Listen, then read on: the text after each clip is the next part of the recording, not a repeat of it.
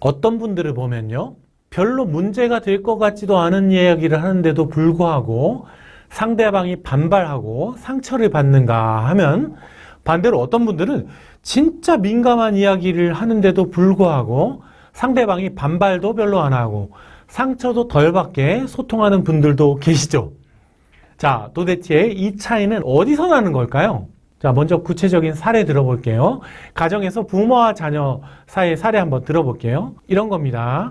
엄마가 또는 아빠가 자녀한테 이런 얘기 하는 거죠. 야, 눈이 있으면 식탁 밑에 저 양말을 좀 봐라. 어떻게 생겨먹은 애가 그렇게 지저분해? 양말 안 치우면 다시는 용돈 안 줄 줄 알아? 집안이 돼지우리 같아서 도저히 못 살겠다. 엄마가, 아빠가 더러운 양말 제일 싫어하는 거 아직도 몰라? 지난번에도 네가 먹고 나서 아무데나 팽개쳐둔 그 쓰레기들 때문에 손님들한테 얼마나 민망하던지 말이야. 그렇게 해서 앞으로 어떻게 살려고 그래? 당장 치우지 못해? 자, 들어보니까 여러분이 이 집의 자녀라고 생각해도, 그리고 설사 잘못했다 치더라도 좀 기분이 나쁘죠? 왜 기분이 나쁠까요?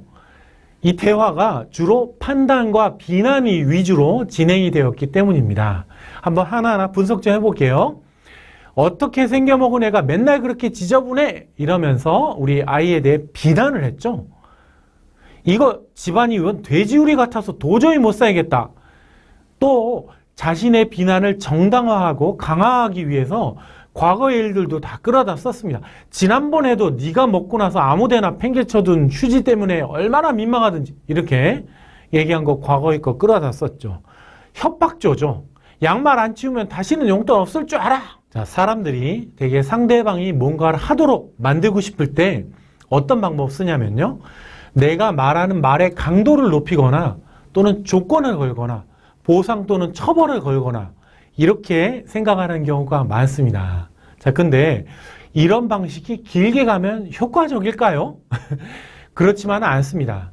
아이들을 대상으로 하는 실험에서도요, 방을 치우면 사탕 줄게, 이런 식으로 뭔가 조건을 걸어서 하게 만든 게 오히려 오래 안 갑니다. 왜냐고요? 자, 이건요, 그 행동에 보상 또는 처벌이란 조건을 걸어둔 거잖아요. 그러니까 언제든지 그 조건이 사라지면 원래대로 돌아갑니다. 행동 안 합니다. 더 나쁜 건요, 강하게 밀어붙인 거나 좀 기분 나쁘게 만들어서 이렇게 하는 거예요. 이러면 반발심이 생기겠죠.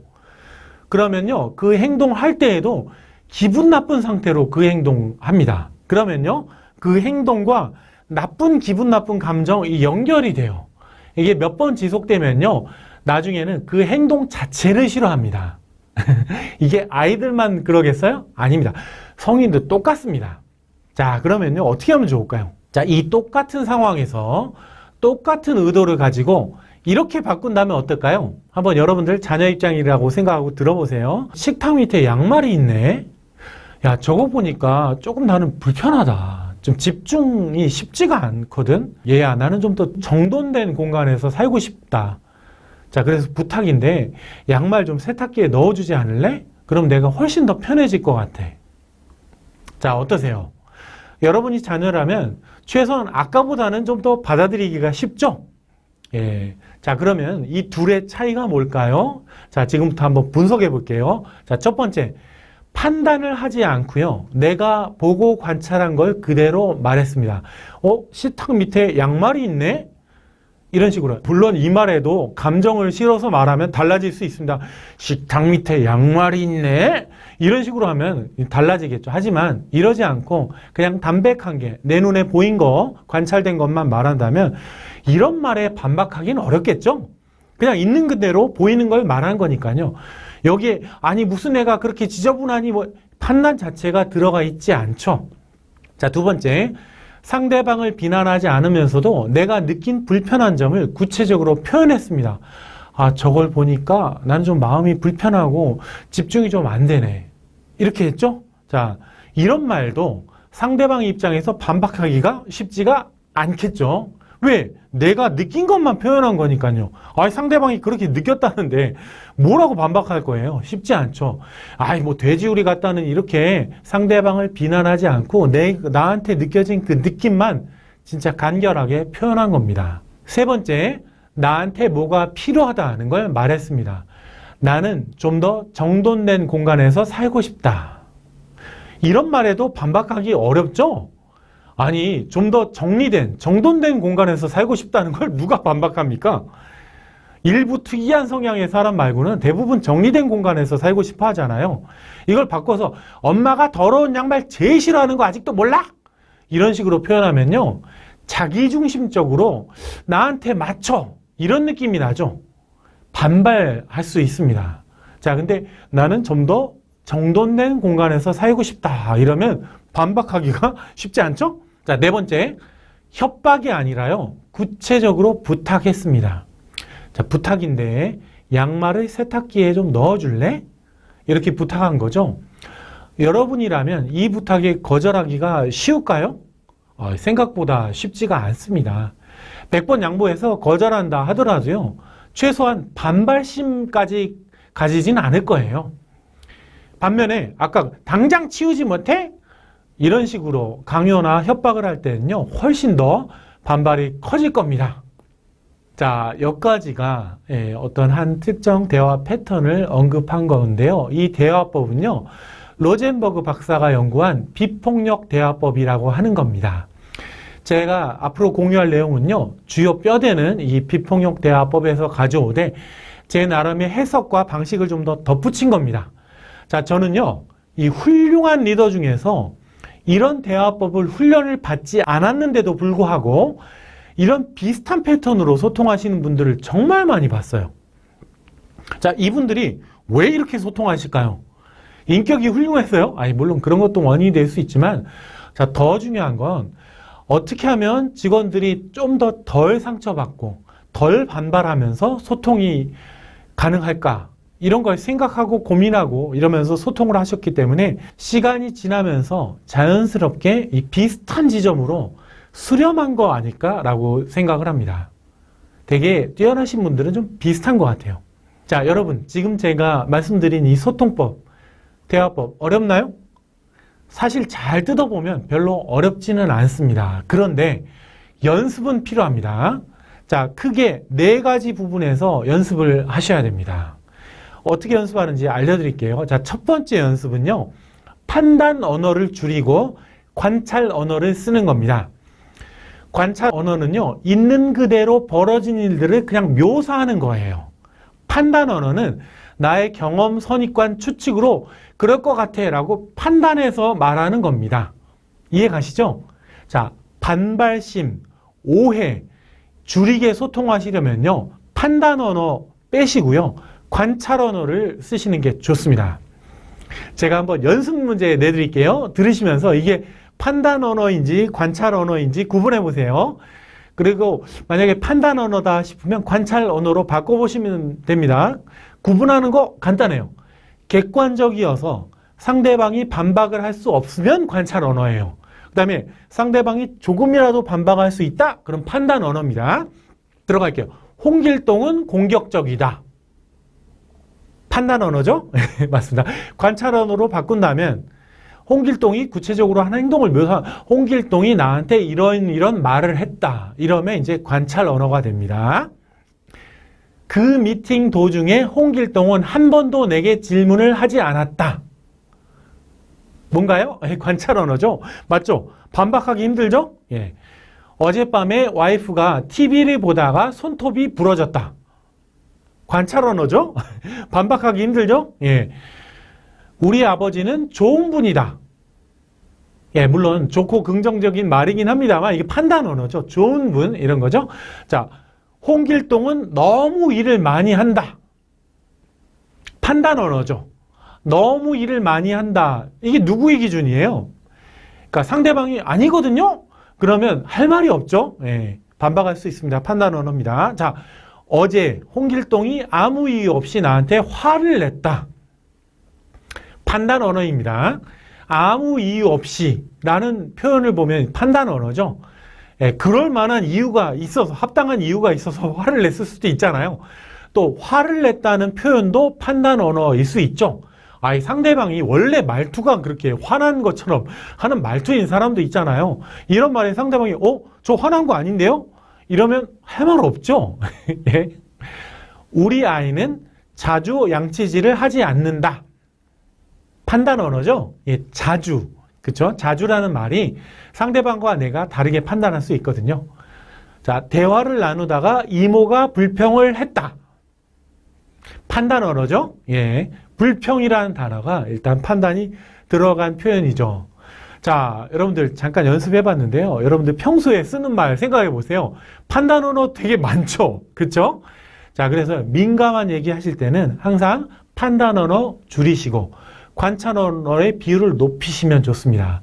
상대방 마음에 걸리지 않게 소통하시려면요. 항상 판단 언어 줄이세요. 그 다음에 그걸 관찰 언어로 바꿔서 쓰세요. 자, 두 번째 연습은요.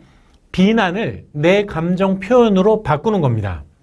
자, 앞서서 비난과 내 감정을 표현하는 건 굉장히 다르다고 했죠. 자, 이 둘을 잘 구분해서 비난을 내 감정 표현으로 바꿔서 말하는 겁니다. 상대방 행동 중심으로 상대방을 지적하면요, 비난이에요. 상대방의 행동에 대해서 내가 느낀 감정을 표현하면요, 내 감정 표현입니다. 구분하는 방법도 간단해요. 비난은 주로 너, 당신 이렇게 시작하는 문장인 경우가 많고요. 이 반발하기가 쉬워요. 반면에 내 감정 표현은요, 나로 시작하는 문장이 많고요. 상대방이 반발하기가 쉽지 않습니다. 자, 이것도 연습 문제 드려볼게요. 너는 내게 상처를 줬어. 딱 들어도 아시겠죠? 비난이죠. 자, 이걸 내 감정 표현으로 바꾸면 어떻게 될까요? 네 말을 들으니까 서운한 마음이 들었어. 이렇게 되겠죠? 예. 이렇게 늦게 들어오다니 당신은 나쁜 사람이야. 비난이죠. 자, 이걸 내 감정 표현으로 바꾸면 어떻게 될까요? 얘기할 상대가 필요한데 오늘 밤 혼자 있게 될 것 같아서 슬퍼. 뭐 이렇게 바꿀 수 있겠죠? 자, 여러분들 비난을 하면요, 반발심 불러일으키기 대단히 쉽습니다. 하지만 그때 내가 느낀 감정만 잘 발라서 표현하면요, 반발을 최소화할 수 있습니다.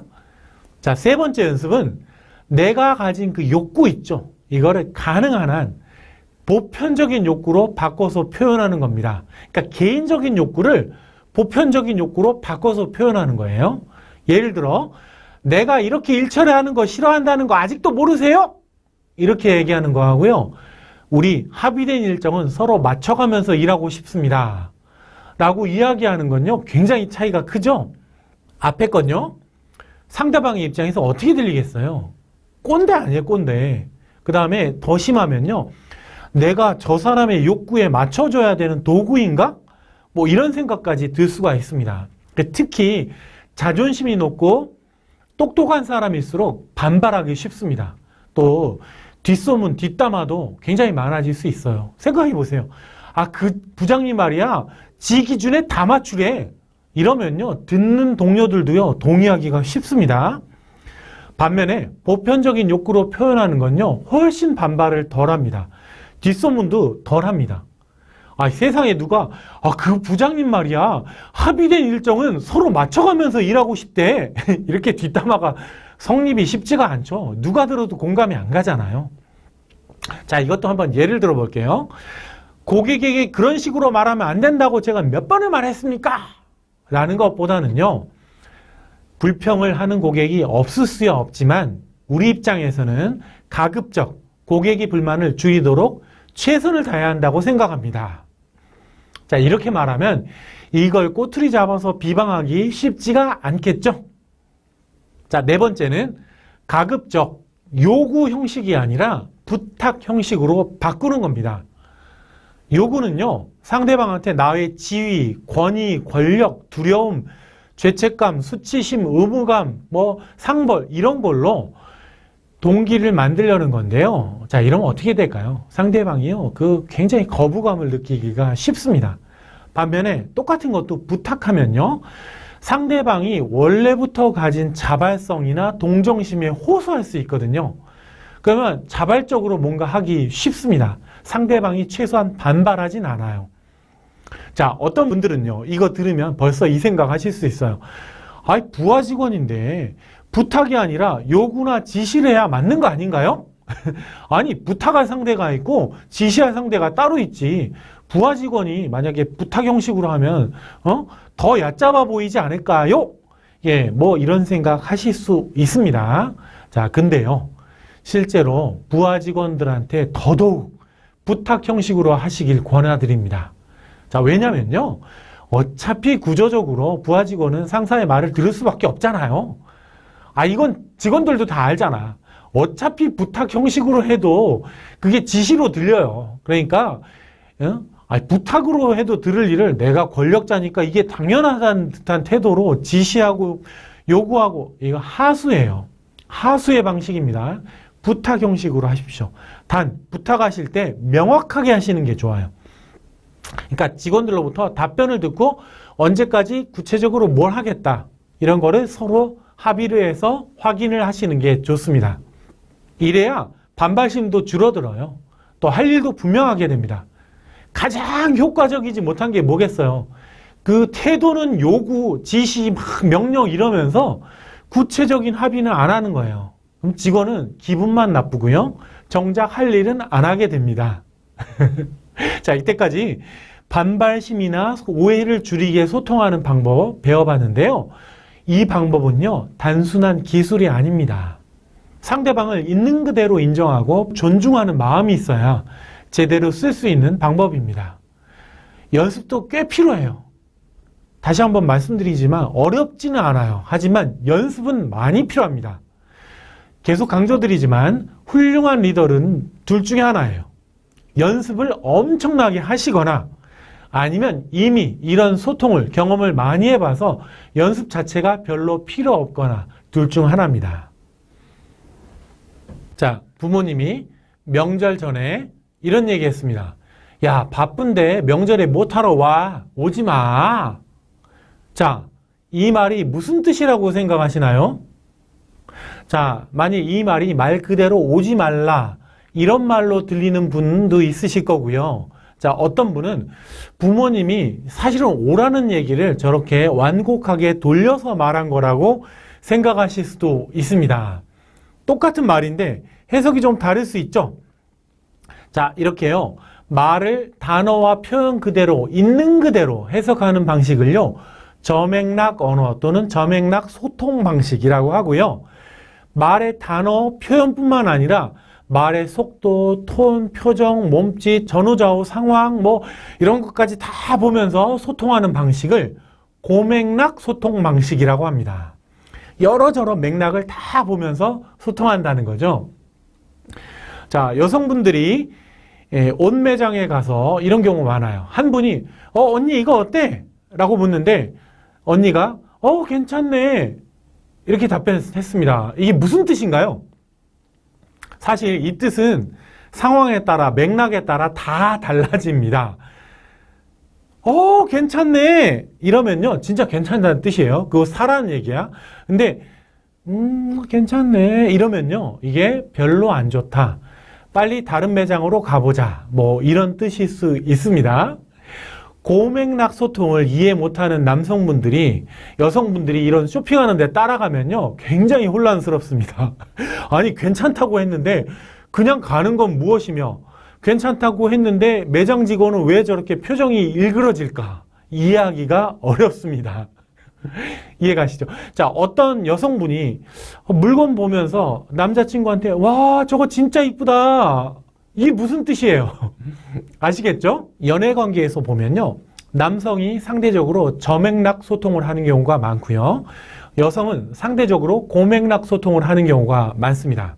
로맨스 영화 같은 거 보면요, 이런 게 종종 나와요. 건축학개론 같은 거 보시면요, 여자는 사실 좋아한다는 걸 표현했어요. 간접적으로, 고맥락으로. 근데 남자는 그런 거 잘 못 알아듣고 오해합니다. 사실은요, 우리나라는 이런 고맥락 소통법이 꽤 발달해 있습니다. 흔히 쓰는 표현도 보시면요, 눈치, 코치, 이심전심, 눈치껏 때려잡다, 감, 촉, 뭐 알아서 긴다, 척하면 삼철이다, 개떡같이 말해도 찰떡같이 알아듣는다, 굳이 그걸 말해줘야 하니? 뭐 하나를 알려주면 열을 한다, 거시기하다, 느낌적인 느낌, 이런 거 굉장히 많죠. 자, 이외에도 시, 비유, 은유, 유머 이런 거, 함축적이고 비유적인 표현 쓰는 거는 다 고맥락 언어입니다. 가장 한국적인 시, 손꼽히는 게 김소월의 진달래거든요. 한번 볼게요. 나보기가 엮어 가실 때에는 말없이 고이 보내드리우리다. 나보기가 역겨워 가실 때에는 죽어도 아니 눈물 흘리우리다. 이게 무슨 뜻이에요? 안 울겠다는 얘기예요? 진짜 가라는 얘기예요? 보내겠다는 얘기예요? 아니죠. 가지 말라는 거예요. 이 완곡하게 표현한 겁니다. 이런 게 고맥락 언어입니다. 자, 반면에 저맥락 언어, 저맥락 소통은요, 문자 그대로를 이해하는 방식의 소통입니다. 자, 이런 거 어디서 많이 볼 수 있냐면요, 계약서, 동의서, 내용 증명, 이렇게 법적인 공신력을 갖춰야 되는 분야. 또 당연히 그럴 수밖에 없죠. 문장을 보니까 이게 다른 뜻도 있는 것 같아, 이렇게 다른 의미로 해석될 여지가 있으면 곤란하죠. 비슷한 예로 뭐 재무, 회계, 과학, 이렇게 명확한 사실을 다루는 분야라든지 아니면 제품 사용 설명서, 뭐 각종 지침서, 이런 데는 다 저맥락 언어를 씁니다. 자, 화면에 영화 포스터, 가디언즈 오브 갤럭시라는 영화 포스터가 나오는데요. 이거 보시면요, 맨 오른쪽에 드렉스라는 캐릭터는요, 완전히 저맥락 언어를 씁니다. 영화 보신 분들은 아시겠지만요, 이 친구는요, 비유, 은유 이해 못해요. 그리고 가운데 주인공은 한 중간 정도고요. 왼쪽 끝에 있는 나무같이 생긴 게 그루트라는 캐릭터인데요. 이게 완전 고맥락 언어입니다. 대사가 다 똑같아. I am 그루트. 똑같은 대사인데도요, 상황에 따라 다 다른 뜻이 됩니다. 자, 그리고 옆에 너구리 같이 생긴 로켓 라쿤이 이 말을 찰떡같이 알아들어요. 자, 이 포스터 보시면요, 마치 누가 기획을 한 것처럼 왼쪽에 고맥락부터 시작해서 오른쪽으로 가면 저맥락 언어를 쓰는 순서로 이렇게 배열을 해놨거든요. 자, 여러분들은 어느 쪽 언어를 자주 쓰시나요? 여러분은 어느 성향인 것 같으세요? 자, 오늘 이 시간에는요, 혹시 내가 어느 한쪽에 좀 극단적으로 속하신다면요, 조금 더 반대쪽을 이해하는 시간이 되셨으면 합니다. 특히 다양한 사람들과 많은 소통을 해야 되는 분들이라면요, 이거 아시면 도움이 될 겁니다. 자, 아마 여러분들도요, 주변을 둘러보시면 어느 정도 양쪽 성향분들이 있을 거예요. 주로 어떤 분들이 어디에 속하시나요? 우리나라는 대체적으로 연령이 좀 높아질수록 고맥락 언어 쓰시는 비율이 좀 높아지는 경향이 있고요. 좀 연령이 낮아질수록 저맥락 언어를 쓰는 비율이 높아집니다. 뭐 이게 국가별로도 차이가 있어요. 전반적으로 보시면 그림 나오겠지만 흔히 서양 국가들이 좀 저맥락이 좀 많아요. 그 다음에 동양 국가들이 고맥락이 좀 상대적으로 많습니다. 우리나라는 어떤 것 같으세요? 예, 맞습니다. 약간 고맥락 쪽에 좀 더 가깝습니다. 언어가요, 문화와 생활에도 영향을 많이 미칩니다. 그림의 맨 왼쪽에 저맥락의 나라들 보시면요, 스위스, 독일, 뭐 이런 나라들이죠. 이 나라들이 주로 뭘로 유명한가요? 정밀기계죠. 예. 정밀기계 만들려면요, 저맥락 소통이 유리하지 않겠어요? 이거 얼마 넓이로 뚫어야 돼? 이렇게 묻는데, 대충 거시기하게 뚫어, 느낌적인 느낌으로, 이렇게 답할 수 없잖아. 그죠? 자, 그래서 서양 쪽에 어떤 유학을 다녀오신 분들하고 얘기를 하다 보면요, 고맥락에 좀 익숙하지 않은 경우도 좀 많아요. 예를 들어, 헤어질 때, 밥 한번 먹자. 이런 말 하면 진짜 막 약속 잡으려고 하시더라고요. 보니까. 이게 무슨 뜻이에요? 그냥 헤어질 때 하는 그냥 가벼운 인사잖아요. 여기 이게 문법적인 영향도 있습니다. 예를 들어, 아파서 오늘 학교에 못 갔다. 우리말에서는요, 이처럼 주변 상황이 먼저 나오죠. 아파서 오늘. 그 다음에 사건은 나중에 나옵니다. 심지어 주어도 안 나오죠. 아파서 오늘 학교 못 가. 주어 없잖아. 그래도 말이 다 됩니다. 자, 우리나라는 문법이 좀 고맥락 느낌이 들죠? 영어로는 I couldn't go to school today because I was sick. 이렇게 되죠? 주어와 사건이 먼저 설명되고요. 상황은 맨 나중에 씁니다. 이게 저맥락 언어라서 그렇습니다. 자, 이제 고맥락 소통하는 사람을 고맥락인이라고 할게요. 자, 고맥락인이 저맥락인을 대할 때, 또 반대로 저맥락인이 고맥락인을 대할 때 어떻게 느껴지는지 한번 살펴보겠습니다. 저맥락인이요, 고맥락인이 하는 말을 들으면요, 저 사람 도대체 무슨 말을 하는 거야? 이런 생각하기가 쉽습니다. 아이, 구체적이지 않잖아. 다 빙빙 돌려 말하잖아. 이렇게 생각하기 쉬워요. 이게 정도가 심해지면요, 왜 저렇게 사람이 자신감 없게 돌려 말하지? 이렇게 느껴질 수 있습니다. 왜냐? 사람들은 모두 상대방도 나와 비슷하다고 생각하거든요.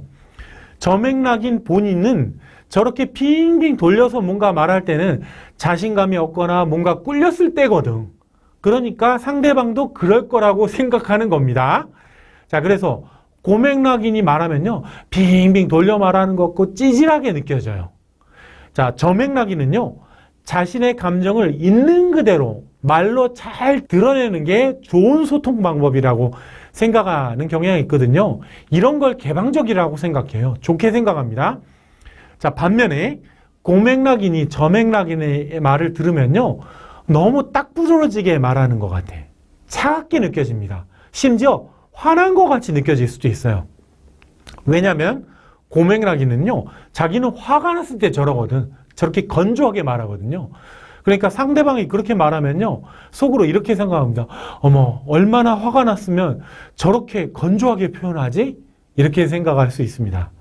또 너무 직접적으로 말하니까 좀 기분 나쁠 수 있어요. 왜냐하면 자기는 기분 나쁘면 직접적으로 말하거든. 그래서 고맥락인은요, 말할 때 이렇게 어떻게 해야 상대방이 기분 나쁘지 않게 말할까 고민하면서 조금씩 돌려서 말해요. 자, 그리고 고맥락인은 자신의 감정을 있는 그대로 드러낸다? 이게 굉장히 예의 없다고 생각해요. 오히려 간접적으로 돌려 말하는 게 훨씬 더 예의 바른 좋은 소통 방법이라고 생각합니다. 자, 이해 가시죠? 저맥락인은요, 비유나 은유를 못 알아듣거든요. 그러면 고맥락인이 보면요, 굉장히 찌질하게 느껴져요. 저것도 못 알아들어? 자, 여기까지 들으시면요, 각자가 노력할 바가 있다는 거 이해 가시죠? 자, 먼저 고맥락인은요, 저맥락인 앞에서는요, 가능한 한 저맥락 언어로 명확하고 구체적으로 말하도록 노력하세요. 그 다음에 저맥락인이 이해 못했다고 하더라도요, 그 사람 탓하지 않으시는 게 좋습니다. 왜냐? 돌려만한 내 탓이다. 이렇게 생각하시는 게 좋아요. 또 저맥락 언어를 쓰는 사람들 너무 차갑게 생각하지 마세요. 그냥 원래 그런 거예요. 이렇게, 아, 저 사람은 고맥락 언어법을 모르는구나, 이렇게 생각하세요. 자, 반대로요, 저맥락인은요, 단어를 문법적, 논리적으로 너무 그렇게 이해하려고 하지 마시고요, 말한 사람의 말의 톤, 표정, 몸짓, 전체적인 의도, 정서를 파악하려는 노력을 기울이시는 게 좋습니다. 그 다음에 자신이 무슨 말하면 고맥락인이 차갑게 느낄 수 있다고 했죠? 자, 그래서요, 조금만 좀 따뜻하고 다정한 톤으로 말하시면 오해가 훨씬 더 줄어들 수 있습니다. 그 고맥락 언어를 이해를 못 하실 수 있거든요, 저맥락인은. 자, 그러면 한번 물어보세요. 아, 제가 못 알아들었는데 이게 무슨 뜻인가요? 단, 최대한 좀 차가운 느낌이 덜 나게 예의 바르게 물어보시면 됩니다. 자, 그런데요, 사람들이 이의적인 면이 있거든요. 일반적으로 사람들이 가장 선호하는 소통 방식이 뭐냐면요, 자기가 말할 때에는 돌려서 고맥락으로 말해도 상대방이 찰떡같이 잘 알아듣는 걸 좋아하고요, 반대로 상대방 이야기를 들을 때는요, 저맥락 언어로 설명하는 걸 좋아합니다. 자, 이 정도만 이해하고 관찰하면서 소통하시면요, 이런 부분과 연관해서 앞으로 별 문제 없으실 것 같습니다. 자, 그런데 만일 여기서 나와 밀접하게 소통하시는 분이 극단적으로 저맥락이나 고맥락 소통을 하시는 분이라면요, 자, 그런 분들 대할 때 몇 가지 팁을 드릴게요. 자, 만약 그분이 저맥락 소통을 하시는 분이라면요, 자, 결론부터 짧고 간결하게 설명하시고요, 나중에 주변 상황 설명하시는 게 좋습니다. 그림 보이시죠? 자, 이렇게 그런 분과 설명할 때는요, 중간에 정확하고 구체적인 정보부터 찍어서 설명 시작해서 서서히 고맥락적인 상황, 주변 맥락, 이렇게 정보를 주는 식으로 이렇게 설명해야 효과적입니다. 반대 순서라면 어떻게 될까요? 예, 저맥락인은요, 뜬구름 잡는다는 느낌을 받거든요. 그래서 신뢰가 안 갑니다. 자, 반대로요. 만일 그분이 고맥락인이라고 볼게요. 자, 그러면요, 반대로 가야 됩니다. 상황적인 맥락적인 정보부터 가볍게 시작해서요, 서서히 구체적인 결론으로 정점을 찍는 식으로 설명을 해야, 설득을 해야 효과적입니다. 이거 만약 거꾸로 하잖아요? 그러면 무슨 느낌 나요? 너무 갑자기 훅 들어오는 느낌 들어요. 소화가 안 돼요. 이해 가시죠? 자, 만일 이제까지 설명 다 들어봤더니 내가 저맥락 끝인 것 같아. 또는 고맥락 끝인 것 같아. 난 소통에 어려움이 있을 것 같다 생각이 드신다면요. 몇 가지 팁을 좀 더 드리겠습니다. 먼저 본인이 고맥락이다. 그래서 저맥락인과 소통이 어렵다고 생각이 되시면요. 소통할 때 표정, 몸짓 뭐 이런 거 말하고 구체적인 말로 소통하는 걸 좀 연습해 보세요. 본인은 대충 분위기, 표정, 운 띄우면서 소통하는 걸 소통했다고 생각하시는데요. 상대방은 전혀 그렇게 생각하시지 않을 수 있거든요. 예를 들어 이게 이렇던데 이런 식으로 운을 띄운 걸 가지고 이런 경우 많잖아요. 이렇게 앞대가리만 말해서 운을 띄우는 거. 이런 걸 가지고 본인은 질문이라고 생각하는 거예요. 뭐 이게 대충 이렇던데요. 이게 질문이 아니에요. 상대방은. 그렇게 안 느끼거든요. 이럴 때는 이 부분에 대해 어떻게 생각하십니까? 어떻게 생각하세요? 라고 구체적으로 물어야 됩니다. 그 상대방 말을 들을 때에도요. 본인은요. 표정과 뉘앙스로 상대방의 이야기가 흥미가 있다라는 표현을 하면서 막 들었거든. 근데 상대방은 말을 다 마치고 나서 제 얘기가 별로 재미가 없었나 보네요. 이런 반응 보일 수도 있거든요. 이해 가시죠? 본인은 표현했어, 표정으로. 상대방은 그렇게 안 들은 거예요. 자, 이럴 때에는 정말 재밌습니다. 정말 더 듣고 싶은데요. 이런 식으로 정확하게 말로 표현을 해야 상대방이 정확히 알아듣고 신이 나서 좀 더 얘기합니다. 또 자신이 쓰는 말 중에 좀 모호하게 쓰는 말들 점점 줄여나가시는 게 좋아요. 예를 들어 괜찮습니다. 이게 무슨 뜻이에요? 이거 상황에 따라 예일 수도 있고 아닐 수도 있거든요. 이런 말 좀 줄여나가세요. 자, 반대로요. 본인이 강한 저맥락인이라고 생각하신다면요. 이건요. 고맥락인에 비해서 상대적으로는 개발이 쉽지가 않습니다. 고맥락인은요. 소통할 때 내가 이렇게 말하면 상대방이 저렇게 알아들을까? 너무 직접적이지 않을까? 뭐 온갖 생각을 하면서 소통을 합니다. 자, 그래서요. 고맥락인이 저맥락 소통 배우면요. 금방 따라하기 쉬워요. 왜냐? 그만큼 인생을 살면서 소통의 에너지와 노력을 쏟았기 때문이에요. 자, 그런데 저맥락인은요, 소통할 때 이렇게 복잡하게 생각하면서 소통하지 않거든요. 그냥 있는 그대로 내 생각과 감정을 표현하는 건데 왜 그렇게 복잡하게 생각을 해? 뭐 이런 생각할 수 있어요. 자, 그러니까 소통에 그만큼 에너지가 덜 듭니다. 감정 소모를 덜 해요.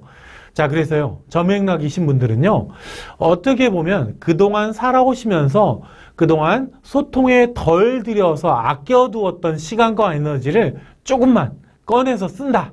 이렇게 생각하시는 게 좋습니다. 저맥락인이 고맥락 소통을 배우시려면요, 일부러라도 고맥락적인 표현들, 뭐가 있어요? 예를 들면, 비유, 은유, 유머, 이런 것들을 많이 접하세요. 자, 그러면서 서서히 고맥락 소통에 익숙해지시는 게 좋습니다. 영화나 드라마 보시면 고맥락 표현을 쓰는 장면, 사람들을 좀 잘 관찰하시는 것도 좋습니다.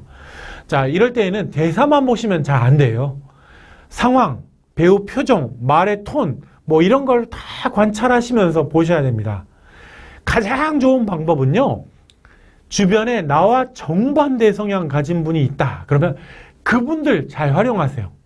아마 이것저것 물어보세요. 잘 알려줄 겁니다. 자, 오늘 고맥락, 저맥락, 소통에 대해서 살펴봤는데요. 사실 이런 거 잘 몰라도 소통하는데 큰 어려움이 없을 수도 있어요. 하지만 조금 더 높은 수준으로 조금 더 다양한 사람들과 소통을 잘하고 싶다. 이거 알아두시면 큰 도움이 되실 겁니다. 진급을 해서 리더 또는 조직의 어른이 되셨는데도 리더처럼 어른스럽게 권위 있게 말하지 못하는 분들도 있는데요. 반면에 상대적으로 나이도 젊고 심지어 갑이 아니라 을의 입장인데도 불구하고 굉장히 어른스럽게 권위, 존경스럽게 이런 아우라가 느껴지게 말하시는 분들이 있습니다. 도대체 이 차이가 뭐에 근거한 걸까요? 저는 나이는 어린데 굉장히 어른스럽게 말하는 분들 많이 봤습니다. 영업이 을이잖아요. 을. 그런데도 어른스럽게 소통을 하니까 을인데도 마치 갑인 것처럼 느껴지는 그 아우라를 풍기는 분들 있습니다. 이런 분들한테 물어보면 어떻게 그렇게 말을 어른스럽게 하시나요? 신뢰가 가게 하시나요? 물어보면 10명 중에 한 6, 7은 이런 얘기 꼭 하시더라고요. 부모님이나 선생님이나 뭐 상관이나 누군가의 영향을 좀 받은 것 같다. 이렇게 얘기하시더라고요. 자, 이 지점에서 혹시 나는 주변에 어른다운 어른들을 잘 못 만났다라고 생각이 드시는 분들도 있으실 것 같아요. 자, 제가 구체적인 방법을 알려드릴 테니까 잘 따라와 주시면 됩니다. 어릴 적부터 우리는 오랫동안 우리에게 권위를 가지고 대하던 분들, 주로 어른들이죠. 이런 분들을 자주 봐왔습니다. 어릴 적에는 부모님이고 좀 잘하면 선생님, 남자분들은 뭐 군대의 상관, 뭐 이런 분들이겠죠. 자, 이런 분들은 우리에 대해서 책임을 지는 대신에 우리에게 권위를 부여받으신 분들이었습니다. 자, 이런 분들이 우리를 대할 때 어떤 상대적으로 느껴지는 일정한 패턴이 있어요. 그리고 그걸 대하면서 따랐습니다. 여기서 잠깐 제가 파블로프의 실험을 언급하겠습니다. 기억나시죠? 개에게 먹이를 주면서 동시에 뱃소리를 딸랑딸랑 들려주면요. 그 순간에 개는 먹이를 먹는 자극과 뱃소리 딸랑딸랑이 통합돼서 인식이 되거든요. 나중에 이 두 개를 계속 같이 수십 번 들려주면요. 나중에는 뱃소리만 들려줘도 개가 침을 흘리기 시작합니다. 자, 이걸 학습반사 또는 조건반사라고 합니다. 우리가 어릴 적에 권위 있는 어른들과 소통할 때 느꼈던 그게요. 성인이 되어서도요. 학습반사, 조건반사 형태로 남아 있습니다. 이해 가시죠? 그래서 어른들이 아이들한테 어떻게 소통하나요? 자, 앞으로 나오는 설명이 나오는 어른들이 하는 소통의 습관을 잘 따라 하시면요. 어른스럽게 말을 하실 수 있습니다. 자, 물론 어른이라고 다 이러는 것도 아니고 아이라고 다 이러는 것도 아니지만 상대적으로 이렇다는 겁니다. 이해하시고요. 자, 첫 번째. 어른들은요. 간결하게 요약적으로 말하는 경우가 많습니다. 어른들이 하는 말 들어보세요. 그래서 알았어. 해줄게. 아, 그건 안 돼. 이러죠? 상대적으로 아이들은요. 그게 이런데 저런데 하면서 두서없이 정확하게 말하는 경우가 많습니다. 어른들은요. 결론이 명확하게 나게 말하는 경우가 많습니다만 상대적으로 아이들은 결론이 안 나는 경우가 많아요. 그리고 어른들은 특히 어미 처리, 말끝을 명확하게 끝내는 경우가 많습니다. 반면에 아이들은 말끝이 명확하지 않은 경우가 많아요. 어른들은 이거 해. 안 돼. 뭐 이렇게 끝이 명확하잖아요. 아이들은 아이 나 저거 사고 싶은데 이렇게 말꼬리가 흐리는 경우가 굉장히 많습니다. 이해 가시죠? 자, 정리하면요. 간결하게 유학적으로 말하면서 결론도 명확하고 말끝도 명확하게 끝내면요. 훨씬 더 어른스럽게 느껴집니다. 이렇게 하시죠. 이런 식으로요. 특히 언어 습관 중에 말끝을 흐리는 게 습관이신 분들은요. 이런 표현만 조금만 줄이시면 훨씬 나아지실 겁니다. 자, 두 번째. 어른은요. 아이들한테 말을 할 때 어느 정도의 리듬과 신호를 주면서 말합니다. 그래서 구체적인 행동을 만들어내요. 자, 군대 갔다 오신 분들, 군대 얘기 죄송하긴 합니다만 예령, 동령 이런 거 있죠? 부대 차렷 이렇게 하잖아요. 부대 앞에 지일지 끌 때는 뭐예요? 뭔가 사인 주는 거예요. 앞으로 뭐 행동하니까 채비를 해 이런 뜻이고요. 차렷 할 때는 당장 행동하게 만드는 거예요. 어른도 비슷해요. 잘 보시면 아이들과 말을 마칠 때 어떻게 하나요? 다 여차 자 이제 됐지? 딱 눈빛 교환하고 나서요. 자, 그럼 가서 놀아. 이런 식으로 합니다. 그럼 애가 다 가서 놀잖아. 이렇게 리듬을 가지고 뭔가 신호를 줘가면서 말합니다. 이해 가시죠? 그러니까 아이들은 어른들의 이런 말과 리듬과 신호에 반응합니다. 자, 그러면서 어른을 어른으로 인정하고 따르게 됩니다. 자, 리더도 마찬가지예요. 직원들과 소통할 때요, 나름의 리듬과 신호를 가지고 있으면 좋습니다. 예를 들어 볼게요. 미팅이 거의 끝난다 싶으면요, 리더가 이런 얘기, 자, 혹시 더 말씀하실 거 있는 분? 쓱 둘러보죠. 아무도 발언하지 않습니다. 자, 그거 확인하고 나서, 자, 그럼 미팅은 이걸로 마치겠습니다. 딱 이 말이 떨어지자마자 직원들이 우르르 일어나서 가죠. 자, 별거 아닌 것 같지만요, 이런 경험이 반복되면요, 리더의 말에 일사불란하게 뭐 움직였잖아. 이게 리더한테 권위를 부여하는 겁니다. 자, 제가 안타까운 게 어떤 리더분은요, 미팅이 언제 끝났는지 모르게 모호하게 흐지부지하게 이러시는데요. 이러면요, 직원들도 굉장히 모호해요. 별거 아닐 것 같은데 이 자기 권위를 자기가 깎아먹는 거예요. 흔히 마이크가 권력이다, 마이크 잡는 사람이 권력자다, 뭐 이렇게 말하잖아요. 아니, 자신에게 주어진 권한도 이렇게 잘 못 쓰면 곤란하죠. 영업하는 분들 중에도요, 고객한테 일단 신호를 잘 주면서 이야기하는 스킬을 가진 분들 많아요. 구매 결정을 하라는 그런 암시인 거죠. 이런 신호 쓰는 방법 많거든요. 별거 아닌 것 같은데요, 고객들도 이런 신호에 반응하는 경우 많습니다. 자, 정리하면요, 본인만의 그 리듬을 만드세요. 신호 직원들한테 주시면서 구체적으로 리듬을 잘 따라올 수 있도록 말하시는 게 좋습니다. 자, 세 번째, 어른은요, 소통할 때 주도적인 경우가 많아요. 상대적으로 아이들은 수동적입니다. 예를 들어 어른은 아이들한테 지침, 대안을 제시하죠. 이렇게 저렇게, 이거 안 되면 그럼 이렇게 하면 좀 어떨까 이러잖아요. 반면에 아이들은 그걸 따르든지 저항합니다. 나 싫어, 이런 식으로. 자, 어른들은요, 변명할 필요성이 별로 없죠. 상대적으로 아이들은 변명하는 경우가 많습니다. 근데 안 되는데 이러죠. 야, 만일 여러분이 어른처럼 소통하고 싶다면요, 저항하거나 변명하는 말보다는 지침을 주거나 대안을 제시하는 말, 이런 쪽으로 하시는 게 좋습니다. 그건 좀 곤란한데요. 변명하자면요, 제가요, 이거보다는요, 그럼 이렇게 하시면 어떨까요? 이게 훨씬 좋습니다. 이해가시죠? 이게 훨씬 어른의 언어예요. 자, 정리하면요, 수동적인 표현보다는 주도적인 표현을 하세요. 그리고 변명하지 마시고 대안을 얘기하세요. 이게 어른의 언어입니다. 자, 네 번째, 어른들은요, 낮고 굵은 톤으로 선명한 발음으로 말합니다. 반면에 아이들은 상대적으로 높고 가는 톤으로 또 혀 짧은 소리로 말합니다. 자, 그래서 가능한 한 권위가 있어야 될 상황에서는요, 조금 더 낮고 굵은 목소리로 조금 선명한 발음으로 말하시는 게 좋습니다. 물론 여성분들은 남성분들보다는 상대적으로 톤이 높죠. 하지만 여성들과 소통할 때는요, 상대방의 기대치가 달라지거든요. 그래서 평소보다 조금만 낮고 굵게 말씀하시면 효과는 비슷할 수 있습니다. 자, 부가적으로 어른들은 상대적으로 위에서 아래를 내려다보면서 말하죠. 아이들은요, 아래에서 위를 올려다보면서 말합니다. 학교에서도 보면 선생님은 서 있고 학생들은 앉아 있죠. 이렇게 수업했잖아요. 군대 같은 데도 그렇고. 그래서 많은 사람들에게 이게 학습 반사가 되어 있는 경우가 많아요. 권위 있는 누군가를 올려다보는데 그 사람이 낮고 굵은 톤으로 이야기하는 거, 이게 학습 반사예요. 자, 그래서 누군가에게 많이 권위를 가지고 싶다면요, 그 사람보다 위치적으로 살짝 위에서 말씀하시면, 또 굵은 톤으로 하시면 효과가 어느 정도 있습니다.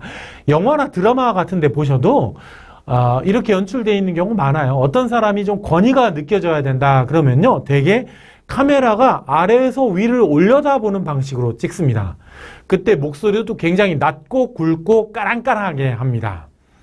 두 배우가 나온다, 그럼 권위가 있는 쪽이 위에서 내려다보도록 구도를 잡습니다.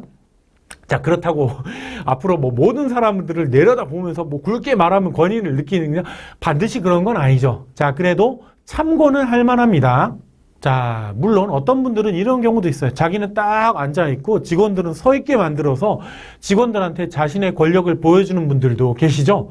자, 그거는요, 그냥 자기는 편하게 있고 직원들을 불편하게 있는 그런 걸 보여주는 방식으로 사용하는 건데 꼰대예요. 오해하지 마세요. 자, 권위주의는 안 좋은 거지만 자연스럽게 권위가 느껴지는 거, 그걸 만약 방식을 이해하는 거, 이런 거는 필요합니다. 자, 다섯 번째, 아이들은요, 자신의 말이 권위가 없다고 생각하죠. 그래서 말을 할 때 다른 사람의 권위를 빌려서 이야기합니다. 자, 반면에 어른들은 자신의 권위로 얘기합니다. 예를 들어 애들이 자기 주장할 때 누구 거들먹거려요. 선생님이 그랬는데, 친구가 그러는데, 친구 엄마가 그러는데, 뭐 이런 식으로 얘기하죠.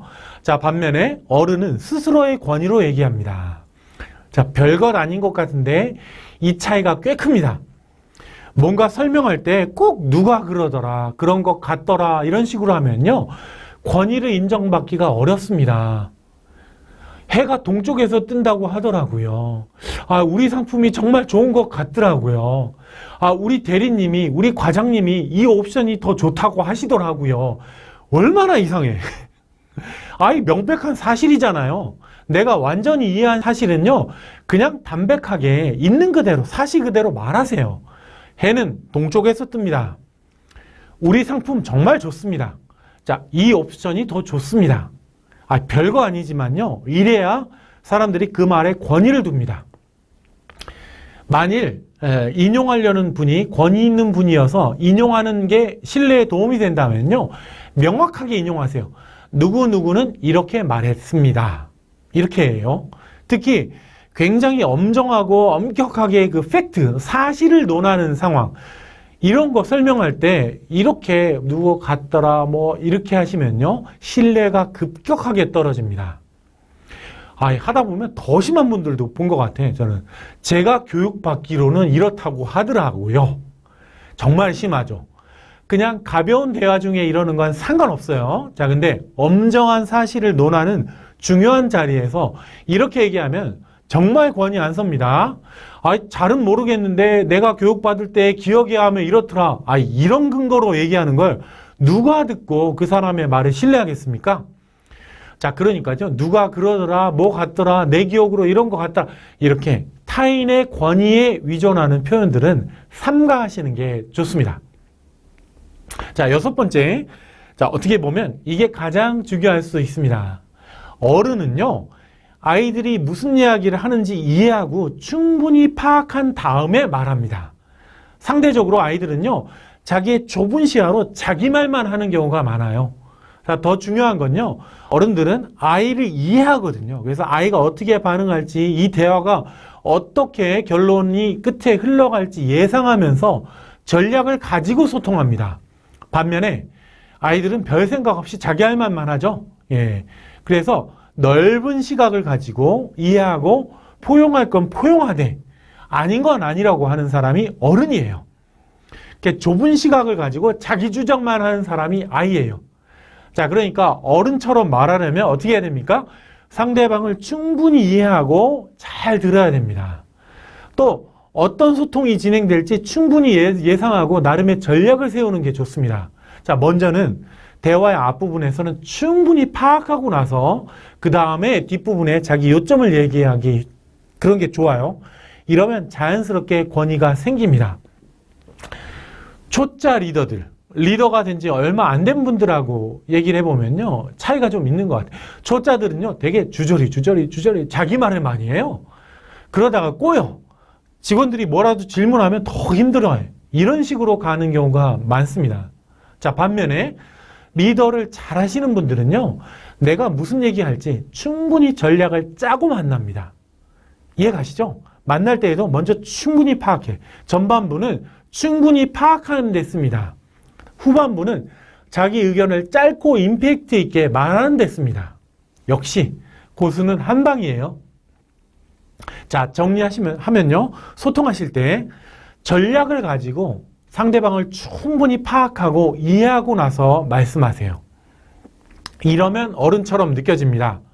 자, 이런 식으로 소통을 하면 뭘 그렇게 많은 걸 생각하느냐, 그게 더 머리가 아프자, 복잡하지 않냐, 이런 생각하실 수 있는데요.